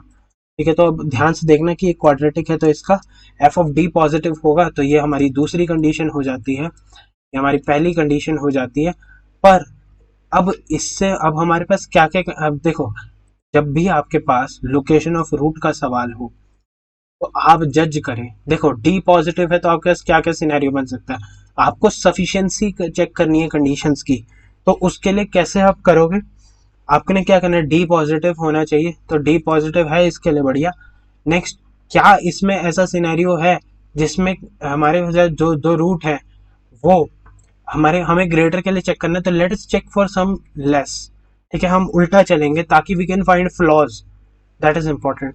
तो अगर हमारे पास ये दोनों इसके पीछे हो जाए तो यस बिल्कुल हो सकता है। ठीक है, अनदर थिंग, तो इसको चेकआउट करने के लिए यहाँ सॉरी ये हमें ग्रेटर के लिए सॉरी लेस के लिए देखना है ना, तो हमें यहाँ पर कोई पॉइंट ले लो, तो यस अभी हमारे पास सफिशिएंट कंडीशन नहीं है, ये हमारे पास ये नेसेसिटी है बट ये सफिशिएंट नहीं है, तो this is a necessity but is it not sufficient.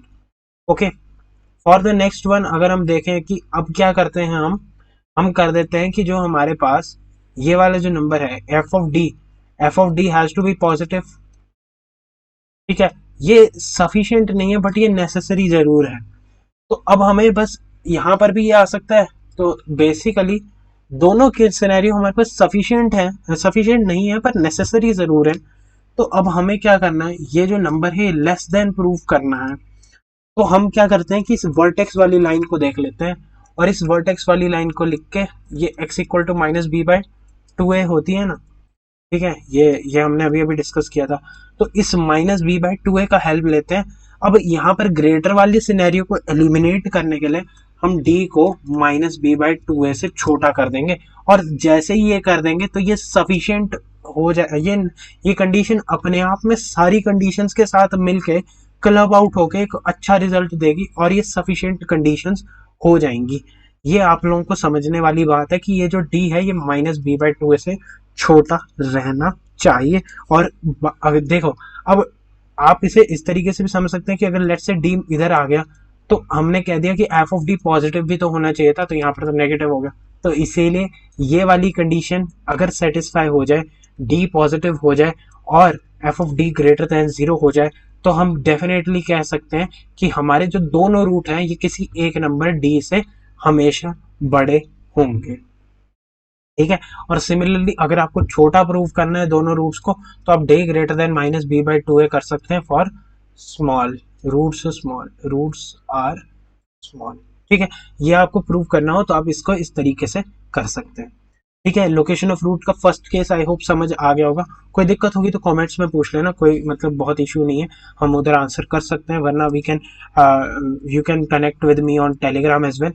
Okay, so second case, so conditions for both roots to lie on the either side of number d, in other words d lies between the roots। ठीक है, तो d lies between the roots, तो d lies between the roots। ठीक है, तो d कब कब लाई करेगा, देखो अब d अगर d less than minus B by two A हो और d greater than minus B by two है, अब यहाँ पर आप इस तरीके से देखो, आपको बेसिकली स्टैंडर्ड 3-4 कंडीशन होती हैं, उनके बेसिस पे देखने की आदत डालनी है। अब ऐसा है डी यहाँ पर भी हो सकता है, डी यहाँ पर भी हो सकता है, तो minus B by two A का रोल हो जाता है खत्म। ठीक है, तो इससे हमें अब मतलब नहीं है, पर हमारे पास जो बेसिक कंडीशन है वो d greater than equal to zero, ये तो ऑफकोर्स रहेगी। अच्छा, इसमें डी ग्रेटर देन जीरो है तो वो डेफिनेटली हमेशा रहेगा, पर उससे हमें कोई फायदा नहीं होगा। अब क्यों नहीं होगा फायदा, क्योंकि हमें पता है कि वैसे ही कोई दो रूट्स के बीच में नंबर आ गया तो मतलब ऑफकोर्स वो डिस्टिंक्ट हो गए हैं, तो ऐसे में ये वाली चीज हमें पता ही है कि डी ग्रेटर देन जीरो होगा, तभी तो रूट्स के बीच में नंबर आ रहे हैं। ठीक है, तो अब हमारे पास जो तीसरी कंडीशन है वो F of D less than zero की ही बची। ठीक है, तो F of D less than zero यही तो रहा, यही तो आया। अब क्या ये नेसेसरी है, हाँ ये होना ही चाहिए। क्या ये सफिशिएंट है, बिल्कुल होगी। क्यों होगी सफिशिएंट, क्योंकि आप कोई भी और कंडीशन देख लो, ठीक है, आप कहीं पे भी और अगर आप एफ ऑफ डी को आप कोई और ऐसा प्लॉट ही नहीं बना सकते जिसमें आपके पास डी इन दो रूट्स के बीच में आ रहा हो और एफ ऑफ डी आ जाए पॉजिटिव, और इसकी वजह से देखो अगर आपके पास यहाँ आगे या पीछे हो जाए तो हमने वो ऑब्वियसली डिस्कस किया है कि उसमें तो हमारे पास एफ ऑफ डी को पॉजिटिव ही होना पड़ेगा। तो अब यहाँ पर ऑफकोर्स एक सिनेरियो बन गया कि एफ ऑफ डी हमेशा नेगेटिव हो जाएगा। ठीक है, तो it is I think quite clear, और हाँ ये समझ भी आ रहा होगा। Just keep a note of this thing and try to understand it. ठीक है, अगर आपके पास कोई ऐसा केस बनता है जिसमें वो बन जाए, ठीक है, try to introspect, try to connect with me, and you can even ask me and I can prove that ये इसमें फ्लॉ है। क्योंकि ऐसा अगर होता है तो कोई फ्लॉ ही होगा, तभी तो गलत थोड़े पढ़ाऊंगा अब। ठीक है, तो इस तरीके से हम इसको सेकंड केस को भी देख सकते हैं कि एफ ऑफ डी को ऑफकोर्स नेगेटिव होना पड़ेगा, क्योंकि हमारे पास D of course greater than zero होगा, तो ये हमारे पास कोई लिमिटिंग केस नहीं होगा इसमें, और माइनस बी बाय टू ए वाला केस तो नहीं चलेगा। ठीक है, आगे बढ़ते हैं। अच्छा, condition for exactly one of the root to lie in the interval. ठीक है, तो लेट्स से हमारे पास कोई इंटरवल है डी टू ई। अब हमारे पास दो केस हो सकते हैं कि या तो दोनों रूट इस इंटरवल में हो, या कोई एक रूट इस इंटरवल में हो। तो दोनों रूट तो इंटरवल में अभी नहीं लेते, पहले एक रूट को देख लेते हैं। तो एक रूट अगर इंटरवल में होगा तो ये तो सबसे इजी है भाई। तो हमें पता है कि एक रूट इंटरवल में होगा तो एफ ऑफ डी पॉजिटिव होगा और एफ ऑफ ई नेगेटिव होगा। पर ऐसा भी तो केस हो सकता था कि एफ ऑफ डी नेगेटिव हो जाए और एफ ऑफ ई पॉजिटिव हो जाए। पर ऑफकोर्स अगर हम A x square plus B x plus C equal to zero के लिए बात कर रहे हैं, तब ये ऐसा सिनेरियो जनरेट होगा। बट नहीं, ऐसा ज़रूरी नहीं है। ठीक है, हम ए पॉजिटिव का बात ना भी करें तब भी चलेगा। बताऊँ कैसे? कि एफ ऑफ डी पॉजिटिव हो, एफ ऑफ डी नेगेटिव हो जाए और एफ ऑफ ई पॉजिटिव हो जाए। तो मैं जैसे सोच रहा था वो गलत है। मैं बेसिकली सोच रहा था कि ये उल्टा होगा, तब तो होगा ही होगा, तब तो एक ही रूट आएगा। पर एक ऐसा केस भी होगा कि जब ये रूट रिटर्निंग वाली कंडीशन में है तो एफ ऑफ ई पॉजिटिव है, एफ ऑफ डी नेगेटिव है, मतलब ये ए के साइन पे इंडिपेंडेंट कंडीशन है। ठीक है, क्योंकि ये कंडीशन आपस में सिमेट्रिक है, ये नहीं या तो पहले रूट के लिए देख रहा है या दूसरे रूट के लिए देख रहा है। ठीक है, तो जब भी इस वाली चीज को थोड़ा बहुत इंटरमीडिएट वैल्यू थ्योरम अगर आपने पढ़ी होगी उससे भी रिलेट कर सकते हो। But it is quite simple I guess कि मतलब एफ ऑफ डी को पॉजिटिव होना पड़ेगा, एफ ऑफ ई को नेगेटिव होना पड़ेगा। सिमिलरली एफ ऑफ डी को नेगेटिव होना पड़ेगा, एफ ऑफ ई को पॉजिटिव होना पड़ेगा। बस प्रॉब्लम यह है कि इन दोनों को ऑपोजिट साइन का होना है इसका मतलब। और ऑपोजिट साइन के लिए अभी अभी हमने alpha beta less than zero वाली कंडीशन जैसा कुछ देखा था, तो हम वही यूज कर लेते हैं ना। तो वही यूज करते ही हमें मिल जाएगा f of d times of f of e will be less than zero for this condition to happen. ठीक है, समझ में आ रहा होगा अभी तक? अगर यहाँ पर कुछ दिक्कत हो तो पूछ लेना। बाकी I hope that this is clear. Let us move to the next part. Okay, so for the conditions for two roots to be confined between the two numbers, तो लेट्स से हम दो रूट ले लेते हैं d और e, और इनको इन दोनों नंबर्स के बीच में डालना है। तो ऑफ कोर्स हमारे पास अब यहाँ पर दो रूट्स एग्जिस्टेंट होने के लिए कंडीशन लगा सकते हो, और दूसरी एक कंडीशन लगा सकते हो कि जो हमारा माइनस बी बाय टू है ये d से तो बड़ा हो पर e से छोटा हो। क्यों? क्योंकि अगर कोई और केस आ जाए, लेट्स से ये इधर इनइक्वालिटी थोड़ा सा रिवर्स कर जाए, तो हमारे पास ये कंडीशन फॉल्स हो सकती है। तो ये कंडीशन भी है, पर इसमें एक और गड़बड़ भी हो सकती है कि अगर हमारे पास, अगर हम इसको एडजस्ट करना चाहें तो ई अगर इधर एडजस्ट कर दे तब हमारे पास सिर्फ एक रूट आ रहा है, तो इसीलिए ई को इधर एडजस्ट होना पड़ेगा। पर एक बहुत ही इंपॉर्टेंट कंडीशन ये है कि एफ ऑफ डी को पॉजिटिव होना पड़ेगा और एफ ऑफ ई को पॉजिटिव होना पड़ेगा। ये दोनों कंडीशंस भी इक्वली वैल्यूएबल है, इक्वली इंपॉर्टेंट है। क्योंकि अगर हमारे पास कोई ऐसा सिनेरियो भी जनरेट हो जाए जिसमें एफ ऑफ डी का वैल्यू नेगेटिव हो जाए और एफ ऑफ ई का वैल्यू पॉजिटिव हो जाए, पर फिर भी दो रूट जनरेट हो जाए बीच में, ठीक है, तो इसमें गड़बड़ हो सकती है। तो it is quite important that you understand it, and I hope आप लोगों को ये समझ आ गया होगा। तो ये हमारे पास कंडीशंस हो जाती हैं किसके लिए? वेरियस, मतलब हमने जो अभी लोकेशन ऑफ रूट्स के केसेस देखे उनके ऊपर। अब बढ़ते हैं आगे अपने लास्ट टॉपिक पे इस चैप्टर के, and that is theory of equations. ठीक है, तो थ्योरी ऑफ इक्वेशंस काफ़ी इंपॉर्टेंट रहता है, पर ये बहुत ही बेसिक कॉन्सेप्ट है और बेसिक अंडरस्टैंडिंग है पॉलिनोमियल्स के बीच में। तो अगर हम देखें कि अगर हम कोई nth डिग्री का पॉलिनोमियल देखते हैं, ठीक है, हम 2 डिग्री 3 डिग्री नहीं, हम सीधा nth डिग्री देखेंगे। तो nth डिग्री के पॉलिनोमियल के n रूट्स होंगे, ठीक है। नाउ अगर हमारे पास n रूट्स होंगे तो ये हमने रूट्स लिखे हुए हैं, तो अब मैं सारी चीज़ें एक साथ नहीं लिखूंगा, बट मैं एटलीस्ट ये कह सकता हूँ कि जो हमारा एफ ऑफ एक्स है वो इस फॉर्मेट का हो जाएगा, ठीक है। और जब हम इसको x minus alpha one, a times of x minus alpha one, x minus alpha two and so on करके x माइनस एल्फा एन के फॉर्मेट में लिखेंगे, and then we multiply it. Of course हम इसे मल्टीप्लाई नहीं कर सकते real life में, ठीक है। It becomes a very complicated thing to do और मैथमेटिकली कैलकुलेशन बेस्ड हो जाता है, ठीक है। तो हमें क्या किया, हमने एक जनरल अंडरस्टैंडिंग डिराइव की 2 डिग्री 3 डिग्री 4 डिग्री के एनालिसिस से। हमने क्या कहा कि जो हमारा coefficient of highest degree -1 upon coefficient of highest degree है, उसको आप माइनस बी बाई ए जिसको आप कहते हैं, उसको आप हमेशा सम से डिनोट कर सकते हैं। दैट इज सिग्मा अल्फा है, वो आ जाएगा माइनस बी बाई ए, ठीक है। और जो हमारे पास नेक्स्ट है, जो हमारे पास दो को अगर हम अल्फा वन अल्फा टू दो रूट्स को ले लेंगे, तो अब वो उसको हम सी बाय ए का डिस्कशन कर सकते हैं। अगर हम 3 रूट्स ले लें, ठीक है, अगर हमारे पास 3 रूट्स के पेयर बनेंगे तो उसको देखो यहाँ पर ऑल्टरनेट साइंस चल रहे हैं, लाइक यहाँ पर अगर एक पॉजिटिव है, यहाँ पर एक है, तो यहाँ पर -1 की पावर ऐसे चल रहा है, ठीक है। तो what you have to understand is कि अगर हमारे पास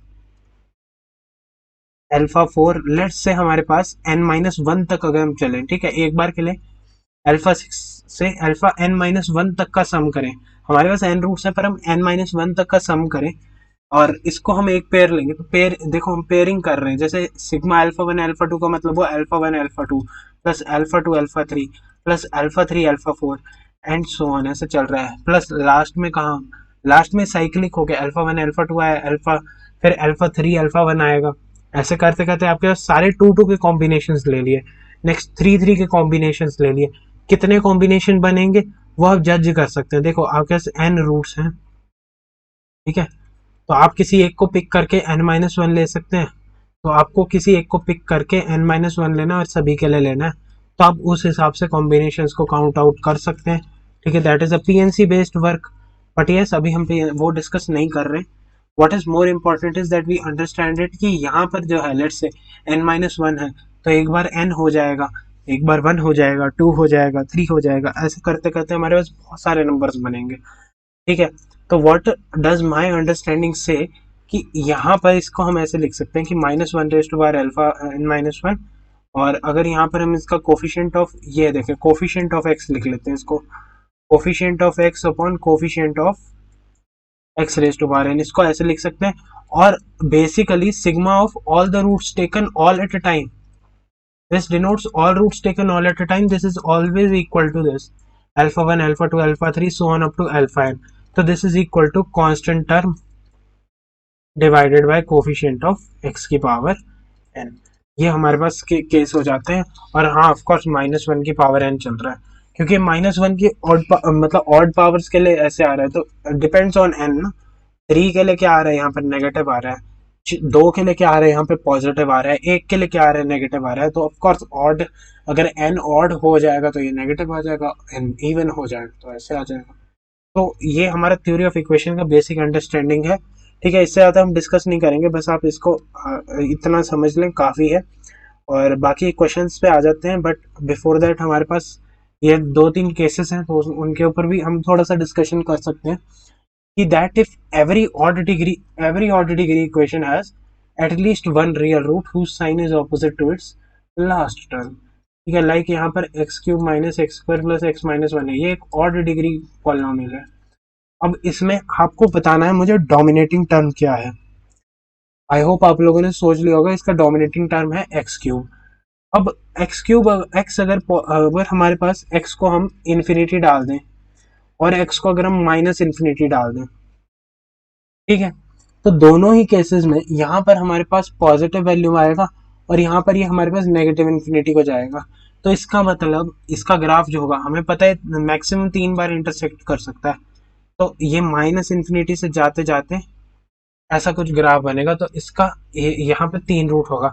बट हम ऐसा भी केस ले सकते हैं कि यहाँ पर तीनों रूट्स रिपीट हो जाएं, तो रूट्स रिपीट होने से ग्राफ पे क्या इफेक्ट पड़ेगा, ग्राफ पे इफेक्ट ये पड़ेगा, लेट्स से ये वाला रूट रिपीट हो रहा है तो यहाँ पर ये इन्फ्लेक्शन पॉइंट या कुछ ऐसा बनाते बनाते this point will be the root, एंड ये ऐसे इस कंडीशन को हमेशा सेटिस्फाई करेगा। ठीक है, ये आपको समझने वाला, यह एक समझने वाला एस्पेक्ट है। अच्छा, मोर ओवर एक बहुत ही इंपॉर्टेंट पॉइंट मेरे दिमाग में आया जो सोचने वाला है, आप लोग जरूर सोचिएगा कि अगर A X cube plus B x square plus C X plus D equal to 0 है और इसमें ए बी सी डी जो है वो सारे रियल नंबर्स को बिलोंग करते हैं, ठीक है, तो क्या इसके दो रियल रूट हो सकते हैं? सोचिएगा और बताइएगा कमेंट सेक्शन में। ये एक इंटरेस्टिंग चीज़ है, हम इसके ऊपर डिस्कशन कर सकते हैं ऑफ कोर्स। अगर आप इस वीडियो को यहाँ तक देख रहे हैं तो आपके लिए बहुत बेनिफिशियल है, मैं बता रहा हूँ। ये डिस्कशन एक हेल्दी डिस्कशन की तरफ जाए, आई विल अप्रिशिएट दैट। क्या इसके दो रियल रूट हो सकते हैं? ठीक है, ये सोचना है आपको। ये आपके लिए एज असाइनमेंट ले लो या एज अ क्वेश्चन ले लो। This is interesting in itself, तो do let me know in the comment section, okay. And ये हमारे पास जो अभी हम डिस्कशन कर रहे हैं कि इसका एक ही रूट होगा, तो ऑफ कोर्स इसका साइन, क्योंकि opposite to whose sign is opposite to that last term, coefficient of highest term is positive. ठीक है, लाइक यहाँ पर इसका साइन है -1, तो अगर हम एफ ऑफ 0 डालें तो वो -1 आ रहा है, और एफ ऑफ इन्फिनिटी डालें तो इन्फिनिटी आ रहा है। तो it is quite obvious that ये जो हमारे पास इक्वेशन है इसका कम से कम एक रूट होगा ही होगा।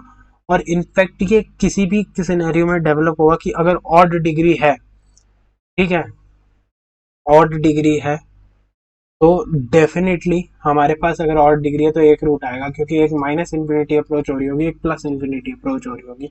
ठीक है, इनफैक्ट इसकी कोई ज़रूरत ही नहीं है इस सेकंड कंडीशन की, जहाँ तक मुझे लगता है। ठीक है, at least one root, at least one real root की बात हो रही है। ऑफ कोर्स अगर रूट इमेजिनरी होगा तो उसमें भी वैसे सीन नहीं बनेगा, पर हाँ बेसिकली ये हमारे पास एक अंडरस्टैंडिंग का पॉइंट है जो आपको समझने का है।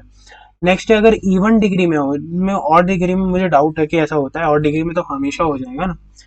ठीक है, हम चलो इवन डिग्री के लिए बात करते हैं। तो इवन डिग्री का क्या होता है, या तो पैराबोलिक, मतलब बेसिकली वो सेम इन्फिनिटी को अप्रोच करिए। तो लेट्स से ये 4 वाला है, एक्स की पावर 4 का ऐसा कुछ, एक्स की पावर 4 प्लस ब्ला ब्ला ब्ला कुछ भी है, ठीक है, जिसके 4 रूट डेवलप कर रहे होंगे हम।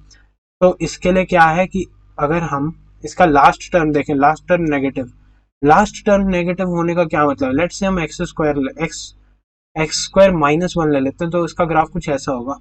अब इससे लास्ट टर्म नेगेटिव का क्या मतलब है, लास्ट टर्म नेगेटिव यानी कि कांस्टेंट टर्म। कांस्टेंट टर्म कैसे अप्रोच करेंगे, जब हम एफ ऑफ 0 जैसा कुछ देखेंगे। तो एफ ऑफ 0 अगर नेगेटिव हुआ तो इसके दो रियल रूट होंगे, ठीक है, दैट इज फॉर श्योर। और ये आप इससे देख सकते हैं, मतलब क्वाड्रेटिक के लिए दो रूट होंगे, एटलीस्ट दो रूट। एटलीस्ट यहाँ पर एटलीस्ट इसीलिए लिखा है क्योंकि अगर बड़ी वाली डिग्री हो जाएगी तो बड़ी वाली डिग्री के लिए भी हम यहाँ पर लेट्स से यहाँ से इमेजिनरी पार्ट शुरू हो जाए, तो मतलब यहाँ पर ये टच ना करे एक्स एक्सिस को, तब भी हमारे पास रूट तो रहेगा ही ना। पर यहाँ पर एटलीस्ट ये दो रूट डेवलप होंगे ही होंगे। ठीक है, this is the power of quadratic in itself. ठीक है, so this is our second point of discussion, and the third point is that if any equation contains only even power of x, ठीक है, and all coefficients are positive, then all roots are imaginary. So let's say x square plus x की power 4 plus x square plus 1 है, तो इसके क्या root होते हैं, x square minus x plus 1, इसको हम ऐसे फैक्टराइज कर सकते हैं। तो इसके क्या रूट होते हैं, ओमेगा और ओमेगा स्क्वायर, इसके क्या रूट होते हैं, माइनस ओमेगा और minus omega square, I guess. ठीक है, तो इसके चारों रूट क्या है, इमेजिनरी हैं, तो मतलब हाँ मतलब इस तरीके से होता है, या आप एज ए कंडीशन समझ सकते हैं। ठीक है, तो I think this is it, let us solve some problems now. ठीक है, so this is important section. ठीक है, सो फर्स्ट क्वेश्चन, अब इंटीग्रल वगैरह देख के घबराना मत, बहुत सिंपल है। तो let p of x b x square plus B x plus c, it is a quadratic polynomial with real coefficients. ठीक है, इग्नोर मत करना इसको, मैं बता रहा हूँ इस क्वेश्चन में शायद फायदा ना दे, पर किसी क्वेश्चन में तो फायदा दे सकता है ना। तो इसीलिए ऐसी छोटे मोटे डेटा को इग्नोर ना करा करें, ये आदत बहुत गंदी है। ठीक है, such that our condition is that integral, और I must write it down only, integral 0 to 1 px dx is equal to 1. ठीक है, and px leaves remainder 5, so px leaves remainder 5, px leaves a remainder 5 and divided by x minus 2. तो आप लोगों ने remainder theorem तो पढ़ी होगी, class 10th में आप लोगों ने रिमाइंडर थ्योरम पढ़ी होगी, जेईई मेन में उसमें सवाल आया हुआ है। तो जो लोग रिमाइंडर थ्योरम नहीं जानते उनके लिए मैं बता देता हूँ कि x माइनस 2, लेट से हम इसमें ये कह रहा है कि हमने इसको डिवाइड किया, तो इससे जो रिमाइंडर आया उसका वैल्यू कितना आया, 5 आया। तो आप लोगों को ये तो पता ही होगा कि रिमाइंडर 5 आने का मतलब है कि p ऑफ 2 का वैल्यू क्या है, 5 है। ये तो समझ आता ही होगा कि क्योंकि हमारे पास जो p ऑफ x है उसको हम X square plus B x plus C लिख रहे हैं, और हमारे पास जब हम p ऑफ 2 लिख रहे हैं तो x माइनस 2 से डिवाइड ही कर रहे होते हैं अपन इसको, ठीक है, ताकि हम इसमें एक सोल्यूशन ढूंढ सकें। ठीक है, x माइनस 2 से डिवाइड करने का मतलब ही ये होता है, तो ये रिमाइंडर थ्योरम होती है। तो dividend is equal to divisor into quotient plus remainder होता है ना। तो बेसिकली मैं आपको थोड़ा सा एक जिस्ट दे देता हूँ कि dividend is equal to polynomial, so this is divisor, let's say our divisor is x minus 2 into quotient, let's say that will be x plus b plus some remainder r. ठीक है, now the thing that you must understand is कि ये polynomial है, अगर हम इसमें x का value 2 डाल दें तो ये वाला फैक्टर तो 0 ही हो जाएगा, तो बचा क्या अब, रिमाइंडर, और इसका वैल्यू क्या है, p ऑफ 2 के बराबर है। तो बेसिकली ये फंक्शंस की ब्यूटी के ऊपर ही बात है कि p ऑफ 2 हमें डायरेक्ट रिमाइंडर दे देता है, मतलब अगर हम किसी भी x माइनस 2 से डिवाइड करें तो हमें डायरेक्ट रिमाइंडर मिल जाता है। This is nothing but the remainder theorem, and इसी के ऊपर सवाल है, तो इसी को करते हैं हम वन ट्राई। तो p ऑफ 2 का वैल्यू दिया हुआ है 5, तो p ऑफ 2 का वैल्यू डायरेक्टली 5 दिया हुआ है, तो इसको लिख लेते हैं 4 प्लस 2b प्लस सी, इसका वैल्यू 5 है वह, यानी कि 2b प्लस सी का वैल्यू है 1। ये हमारे पास पहली इक्वेशन आ जाती है, और दूसरी इक्वेशन कहाँ से आएगी, वो आएगी integral 0 to 1 P x D x से, तो ये हो जाएगा ए एक्स स्क्वायर, यानी कि एक्स स्क्वायर का बन जाएगा x cube by 3 0 to 1 plus B x square by 2 0 to 1 plus C x 0 to 1।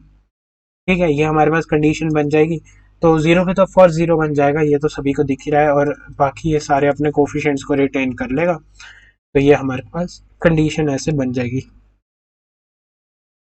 ठीक है, यहाँ तक सब सही हो रहा होगा। तो यहाँ पर ये आ जाएगा, इसका वैल्यू कितना है, 5 के बराबर, नहीं इसका वैल्यू कितना, 1 के बराबर था ना, हाँ 1 के बराबर है, तो ये कितना हो जाएगा, b प्लस 2c का जो वैल्यू है वो कितना आ जाएगा, 1 माइनस 1/3 हो जाएगा 2/3, और 2 इंटू 2 4/3 आ जाएगा। ठीक है, और 2b प्लस सी का वैल्यू है 1, तो अब क्या है कि b का वैल्यू कितना आ जाएगा, अच्छा हमें क्या निकालना है, हमें क्या निकालना है उस पर डिपेंड करता है, 9 टाइम्स ऑफ b प्लस सी निकालना है।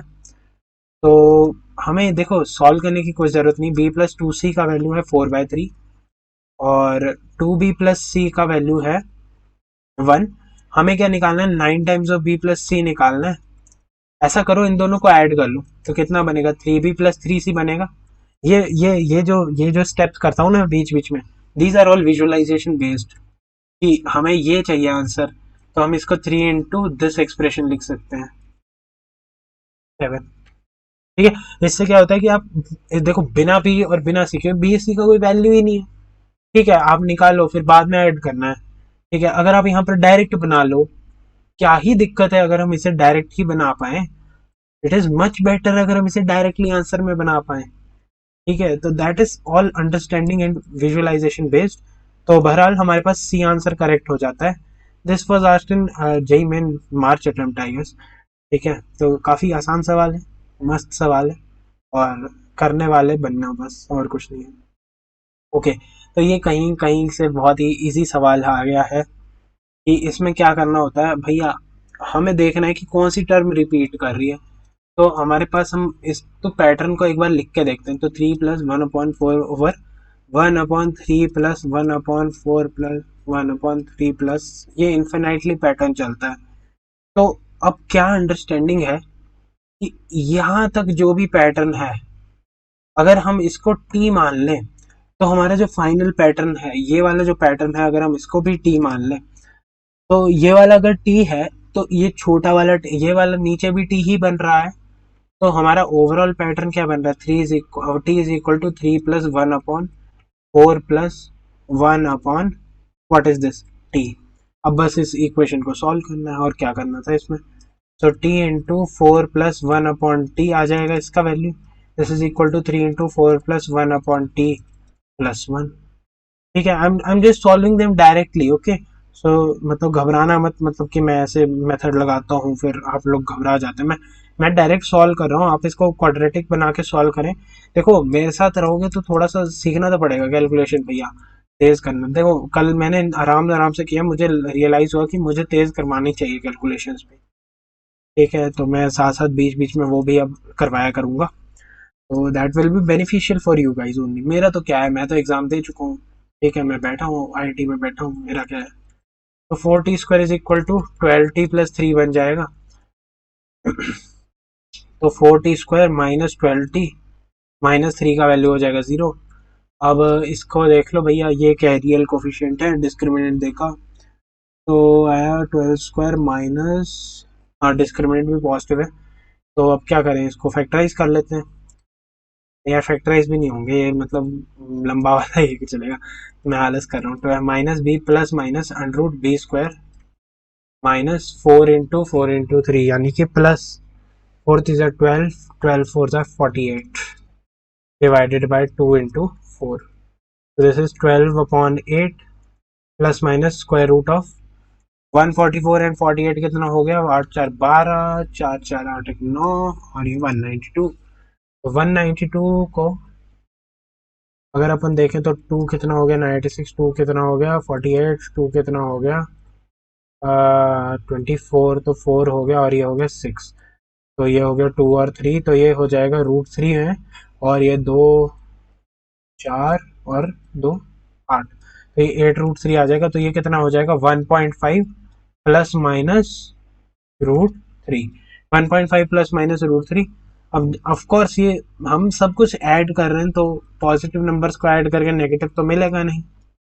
तो since all of them are positive, so our correct answer matches with A option. ठीक है, so A option is the correct answer. Easy, समझ आ रहा है, बहुत ही सिंपल है। मतलब क्वाड्रेटिक के questions are much simpler than any other chapters I guess, और that is a good sign for you. अगर आपको इजी लग रहे हैं, अगर डिफिकल्ट लग रहे हैं, तो definitely connect with me on Telegram as well. तो आप लोगों को और प्रैक्टिस की ज़रूरत है जो मुझे लगता है, तो you need to connect to me, you can call me as you wish, it's all up to you, मतलब ठीक है। Okay, so let's move to the next problem. Now this is something interesting. If f of x and g of x are two polynomials such that this p of x is equal to f of x cube plus xg of x cube, this polynomial is divisible by x² plus x plus 1। तो जब भी x² plus x plus 1 आए ना, तो तुरंत याद रखो इसके रूट क्या होते हैं, ओमेगा और ओमेगा स्क्वायर। तो ये थोड़ा कॉम्प्लेक्स बेस्ड है, समझ लोगे थोड़े समय में जब अपन कॉम्प्लेक्स पढ़ेंगे। बट यस, फिलहाल x² plus x plus 1 है, तो इसके दो रूट होते हैं, ओमेगा और ओमेगा स्क्वायर। हमें कहा है कि p of 1 का वैल्यू निकालना है। ठीक है, तो p of 1 का वैल्यू क्या हो गया, f of 1 plus g of 1। ठीक है, ये हमारा आंसर होगा। तो अब हमें इसको सॉल्व करना है। तो भैया हमें पता है कि p x is equal to x f of x² है ना, x³ sorry f of x³ plus x g of x³ से सही बैठा हुआ है।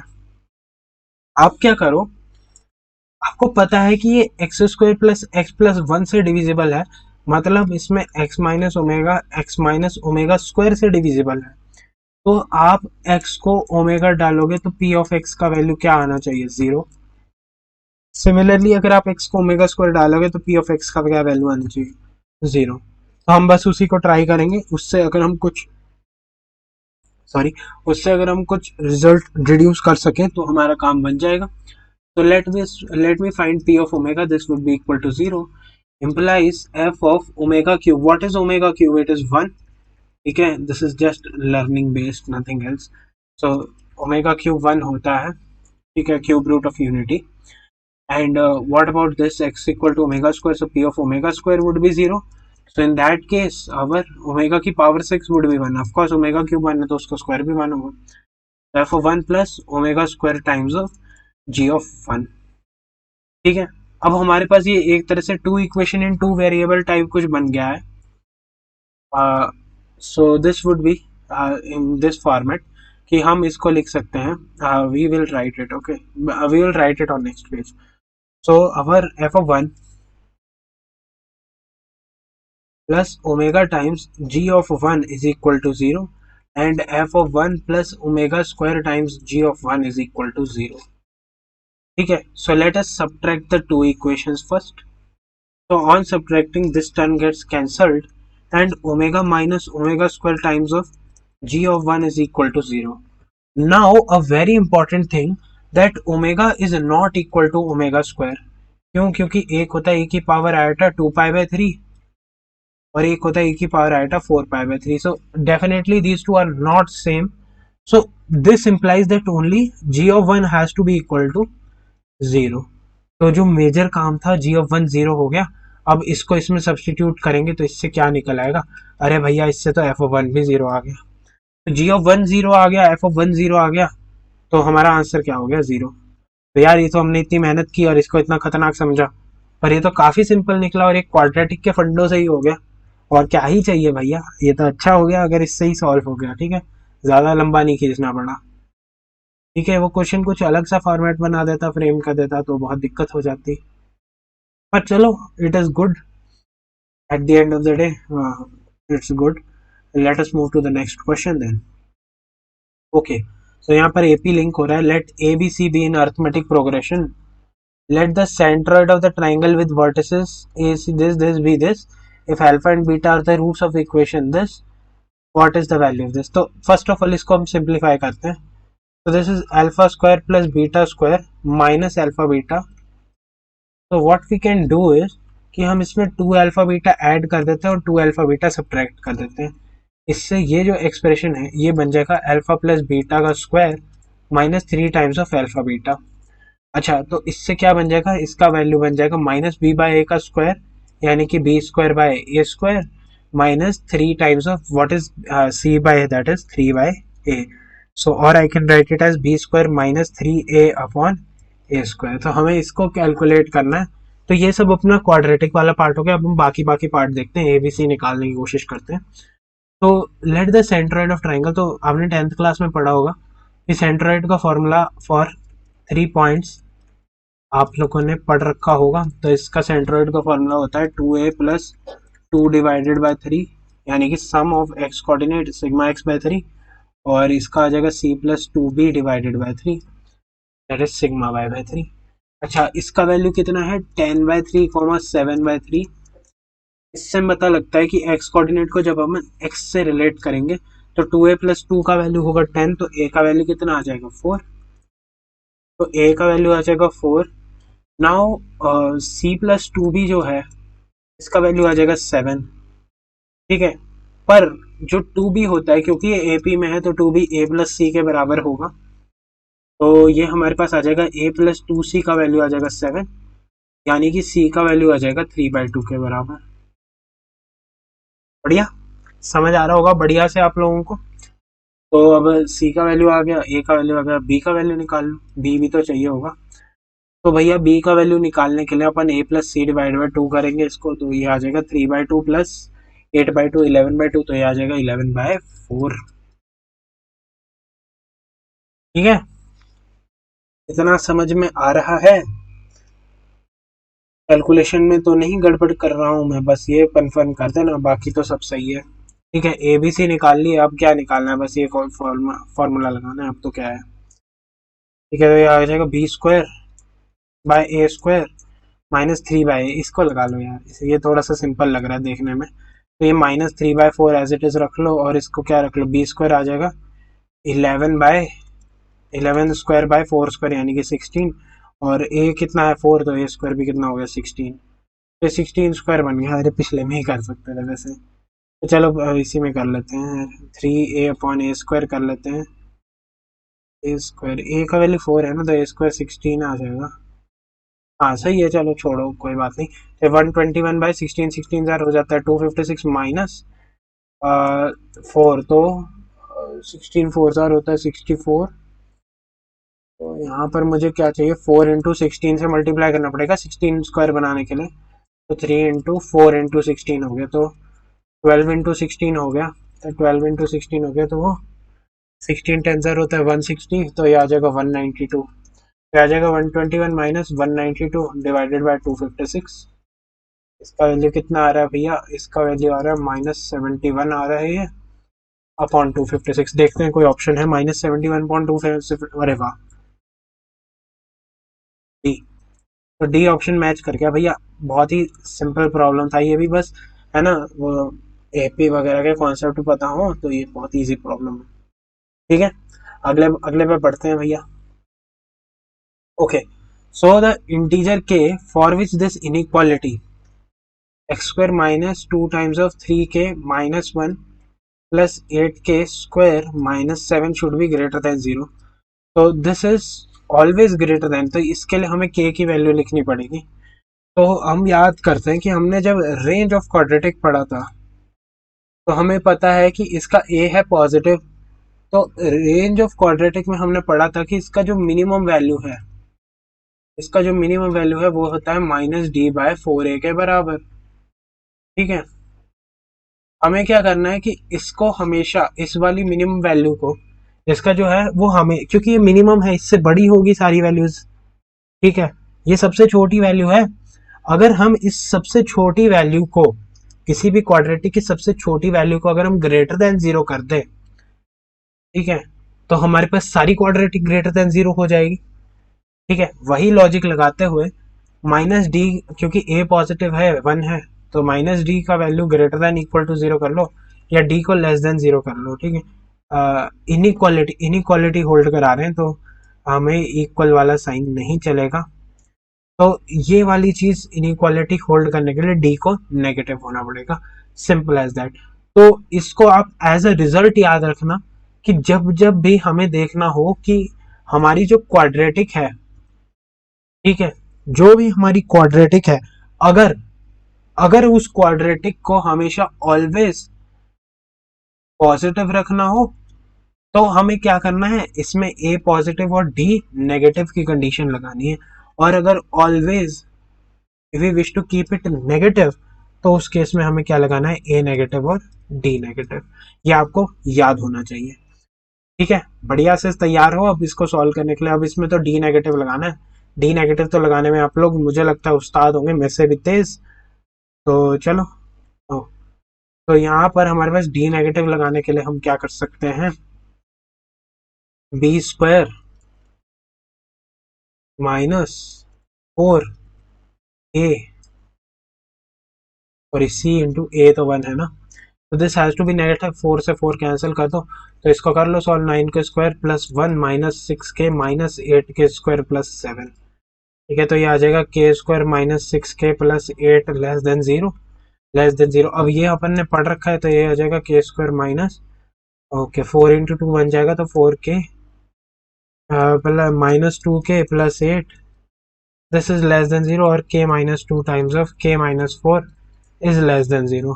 ठीक है, अब आपको ये पता होगा, ये मैंने आपको पहले ही मतलब बता दिया है कि अगर एक्स माइनस ए एक्स माइनस बी दोनों का प्रोडक्ट लेस देन 0 है, तो इसका k का, ये x का वैल्यू कितना हो जाता है, छोटे रूट से बड़ा रूट, और इक्वालिटी साइन नहीं होल्ड कर रहा है, तो ये आ जाएगा 2 से 4। अब हमें क्या देखना है, हमें देखना है integer k for which this value hold. तो इसमें तो एक ही इंटीजर आ रहा है 3, तो ये वैल्यू होल्ड करेगी किसके लिए, 3 के लिए। So A option matches. ठीक है, तो A option is the correct answer to this problem. तो यार ये भी काफी इजी प्रॉब्लम था, बस बात वही है कि अपनी बात रखनी आनी चाहिए, इसको सॉल्व करना आना चाहिए। अगर सॉल्व करना आता है तो बहुत ही सिंपल है। वरना तो मतलब हाँ ऑफ कोर्स दिक्कत है, अगर मतलब समझ नहीं है, कॉन्सेप्ट्स की समझ होना बहुत ज़रूरी होता है। मैथ में तो यही है, मैंने तो ये ऑब्जर्व किया है, मतलब पिछले एक साल से पढ़ा रहे हैं, तो मैथ में तो यही ऑब्जर्व कर रहे हैं अपन की ज़्यादातर कॉन्सेप्ट बेस्ड वर्क है। अगर कॉन्सेप्ट आता है तो आपको बहुत सारी चीज़ें समझ आ जाती हैं डायरेक्टली, आप कॉन्सेप्ट लगा पाते हो, बस वही कहना है। चलो, sorry, so let alpha and beta be two real numbers such that alpha plus beta is equal to 1 and alpha beta is equal to -1।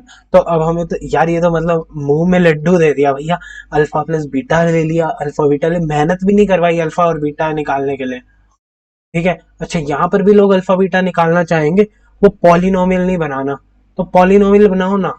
ठीक है, तो ये एक तरीका इसको सॉल्व करने का क्या है कि आप अल्फा और बीटा निकाल लो इस एक्सप्रेशन से, पर वो बहुत ही रद्दी तरीका है, that is a useless method, और किसी टफ क्वेश्चन में वो नहीं लग पाएगा। जैसे यहाँ पे पावर्स आ जाएंगे और अल्फा का वैल्यू कंफ्यूजिंग सा हो जाएगा, तो वो रद्दी हो जाएगा और आपका दिमाग बंद हो जाएगा। तो बेटर है कि इसके क्वाड्रेटिक बनाओ, क्योंकि मैं आप लोगों को आज एक नया मेथड सिखाने वाला हूँ।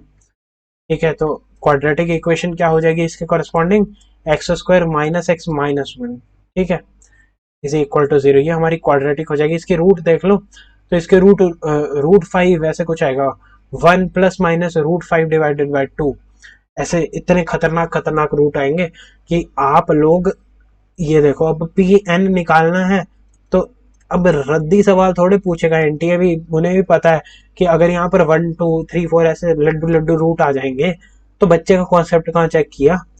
तो हमने कहा कि अच्छा ठीक है, आपने अपना कॉन्सेप्ट चेक करना है तो हम भी अपनी कॉन्सेप्ट दिखाएंगे। ठीक है, हम भी भैया संभव जी से पढ़ रहे हैं तो हम भी कॉन्सेप्ट दिखाएंगे। तो अपना कॉन्सेप्ट कहता है कि अगर x square minus x minus one zero है, ठीक है, तो अल्फा और बीटा दोनों इसे सेटिस्फाई करने चाहिए। इतनी बात समझ में आती है, तो alpha square minus alpha minus one zero हो जाएगा, और beta square minus beta minus one equal to zero हो जाएगा। ठीक है, अब हमारे मास्टर जी के यानी कि मेरे दिमाग में ख्याल आया कि जो पहली इक्वेशन है, अगर हम इसे अल्फा की पावर n माइनस टू से मल्टीप्लाई कर दे तो हमारे पास यहाँ पर बन जाएगा अल्फा की पावर n, यहाँ से बन जाएगा अल्फा की पावर n माइनस वन, यहाँ से बन जाएगा अल्फा की पावर n माइनस टू, इसका वैल्यू आ जाएगा जीरो के बराबर। और बीटा, अगर यहाँ पर हम यही वाली चीज बीटा की पावर n माइनस टू के साथ करें, यहाँ पर आ जाएगा बीटा की पावर n माइनस बीटा की पावर n माइनस वन और माइनस बीटा की पावर n माइनस टू, इसका वैल्यू हो जाएगा equal to zero. What is the beauty behind this, कि अगर हम इन दोनों को ऐड कर दें, ठीक है, क्योंकि हमने n को कोई मतलब प्रायोरिटी नहीं दी थी कि ये दो है तो भैया तो एक है तीन है पांच है, कुछ नहीं कहा था हमने। हमने कहा था कि बस ये अल्फा है, ठीक है, ये n है, तो तूने बस इससे मल्टीप्लाई होना है। तो हमने कहा चलो ठीक है, इन दोनों को ऐड भी कर लेते हैं, इतना कर ही रहे हैं, इतना सुन ही रहे हैं, तो चलो ऐड वाला भी करवा लेते हैं। तो अल्फा की पावर एन प्लस बीटा की पावर एन, वाह, ये तो बन रहा है पी एन जैसा कुछ।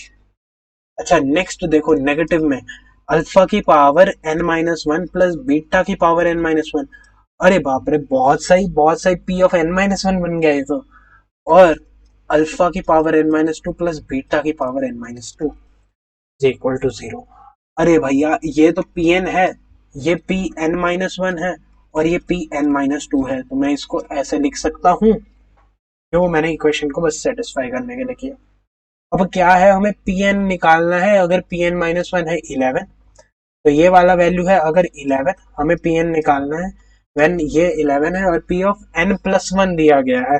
तो हमारा थोड़ा सा किस्मत इतना इतना भी धनी नहीं है हम पर कि यहाँ से डायरेक्ट आंसर दे दे, हमें थोड़ा सा और दिमाग लगाना पड़ेगा कि अगर हम n को n प्लस वन से रिप्लेस कर दें, दिस इज रिप्लेस, तो यहाँ पर इक्वेशन पे तो फर्क नहीं पड़ेगा क्योंकि n तो कोई भी आर्बिट्रेरी नंबर है, तो हम p of n plus one को p of n plus p of n minus one लिख सकते हैं।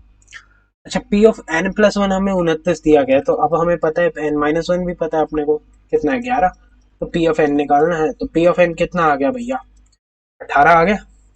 ठीक है, तो पी एन स्क्वायर का वैल्यू कितना आ गया 324, ये अपना आंसर हो जाएगा।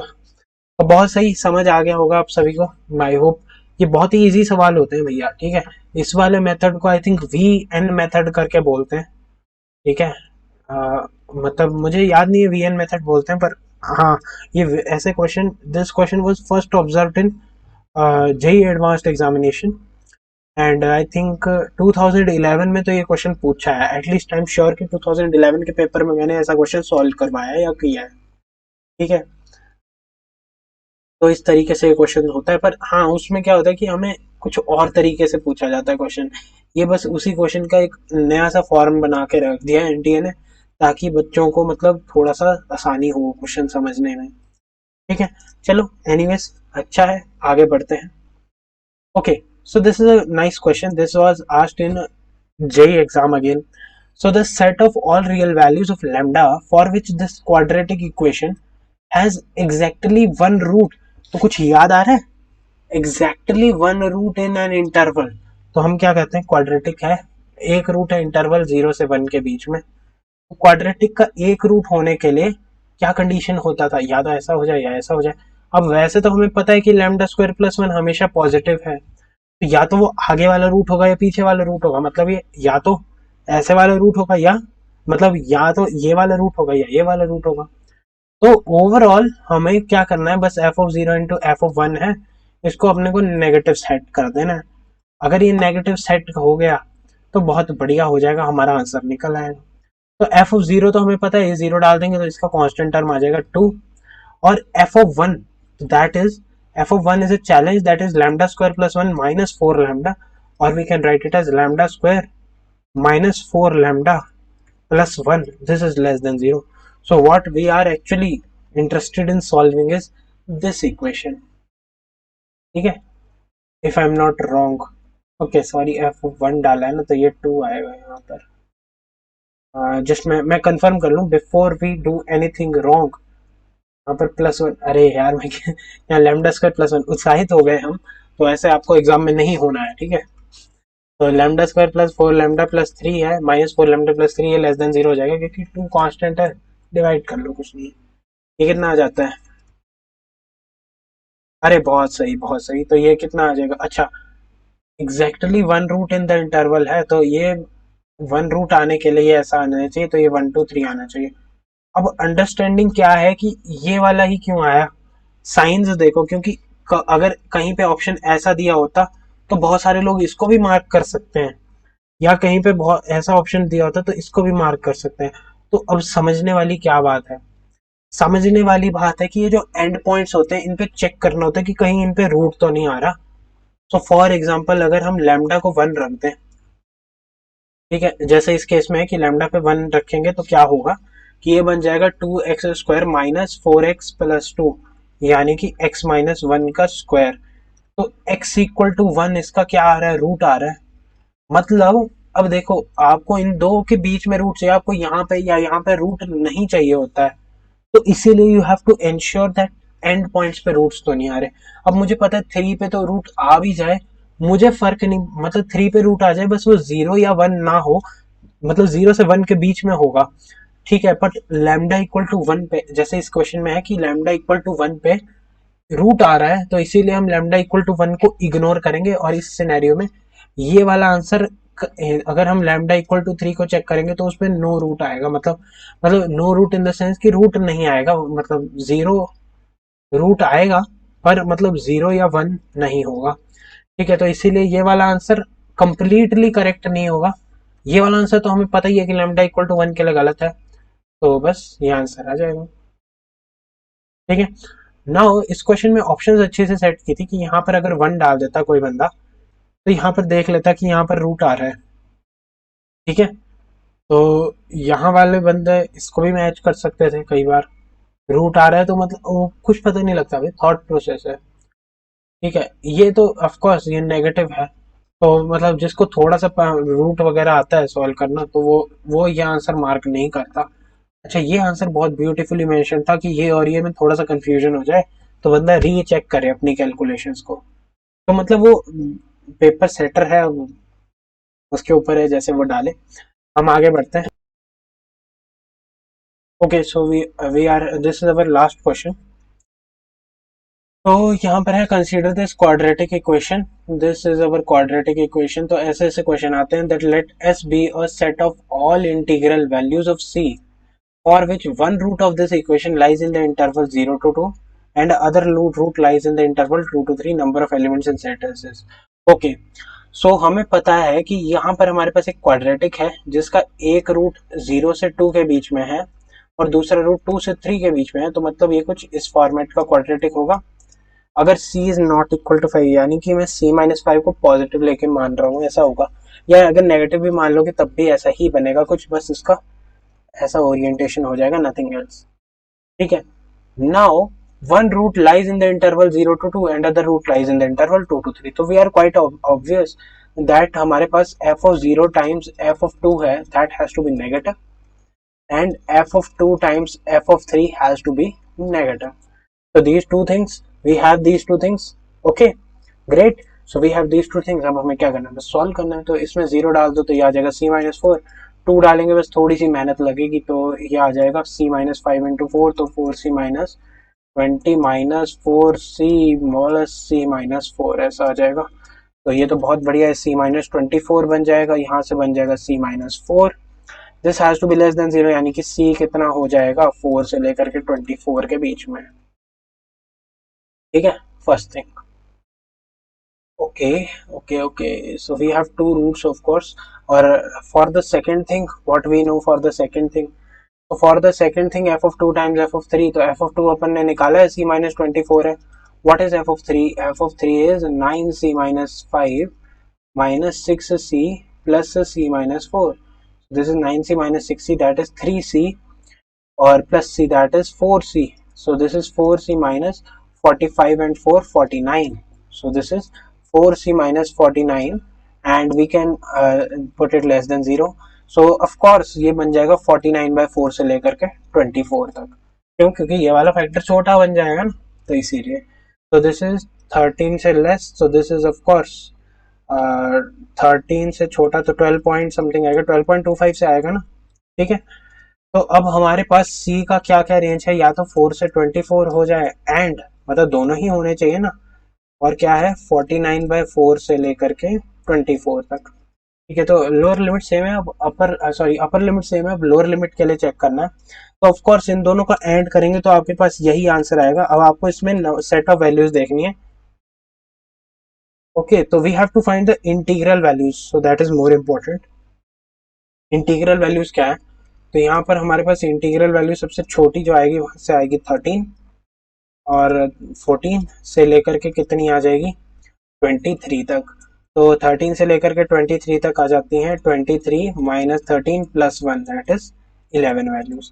ये पता ही होगा, ए से बी के बीच में नंबर लिखने के लिए ए माइनस बी डिफरेंस प्लस 1 आ जाता है। तो अवर 11 is the correct answer, so our D option matches, so that's all। okay, so D option matches and we have completed all our questions। so I hope that you understood these questions। thank you everyone for watching this video। I hope you understood this video and you understood the concepts that were involved। thank you everyone for watching this video and I'll see you in the next video। have a great time everyone, stay happy, stay safe and study well with entrance investigation। this is Sambhav signing off, have a great time and bye bye।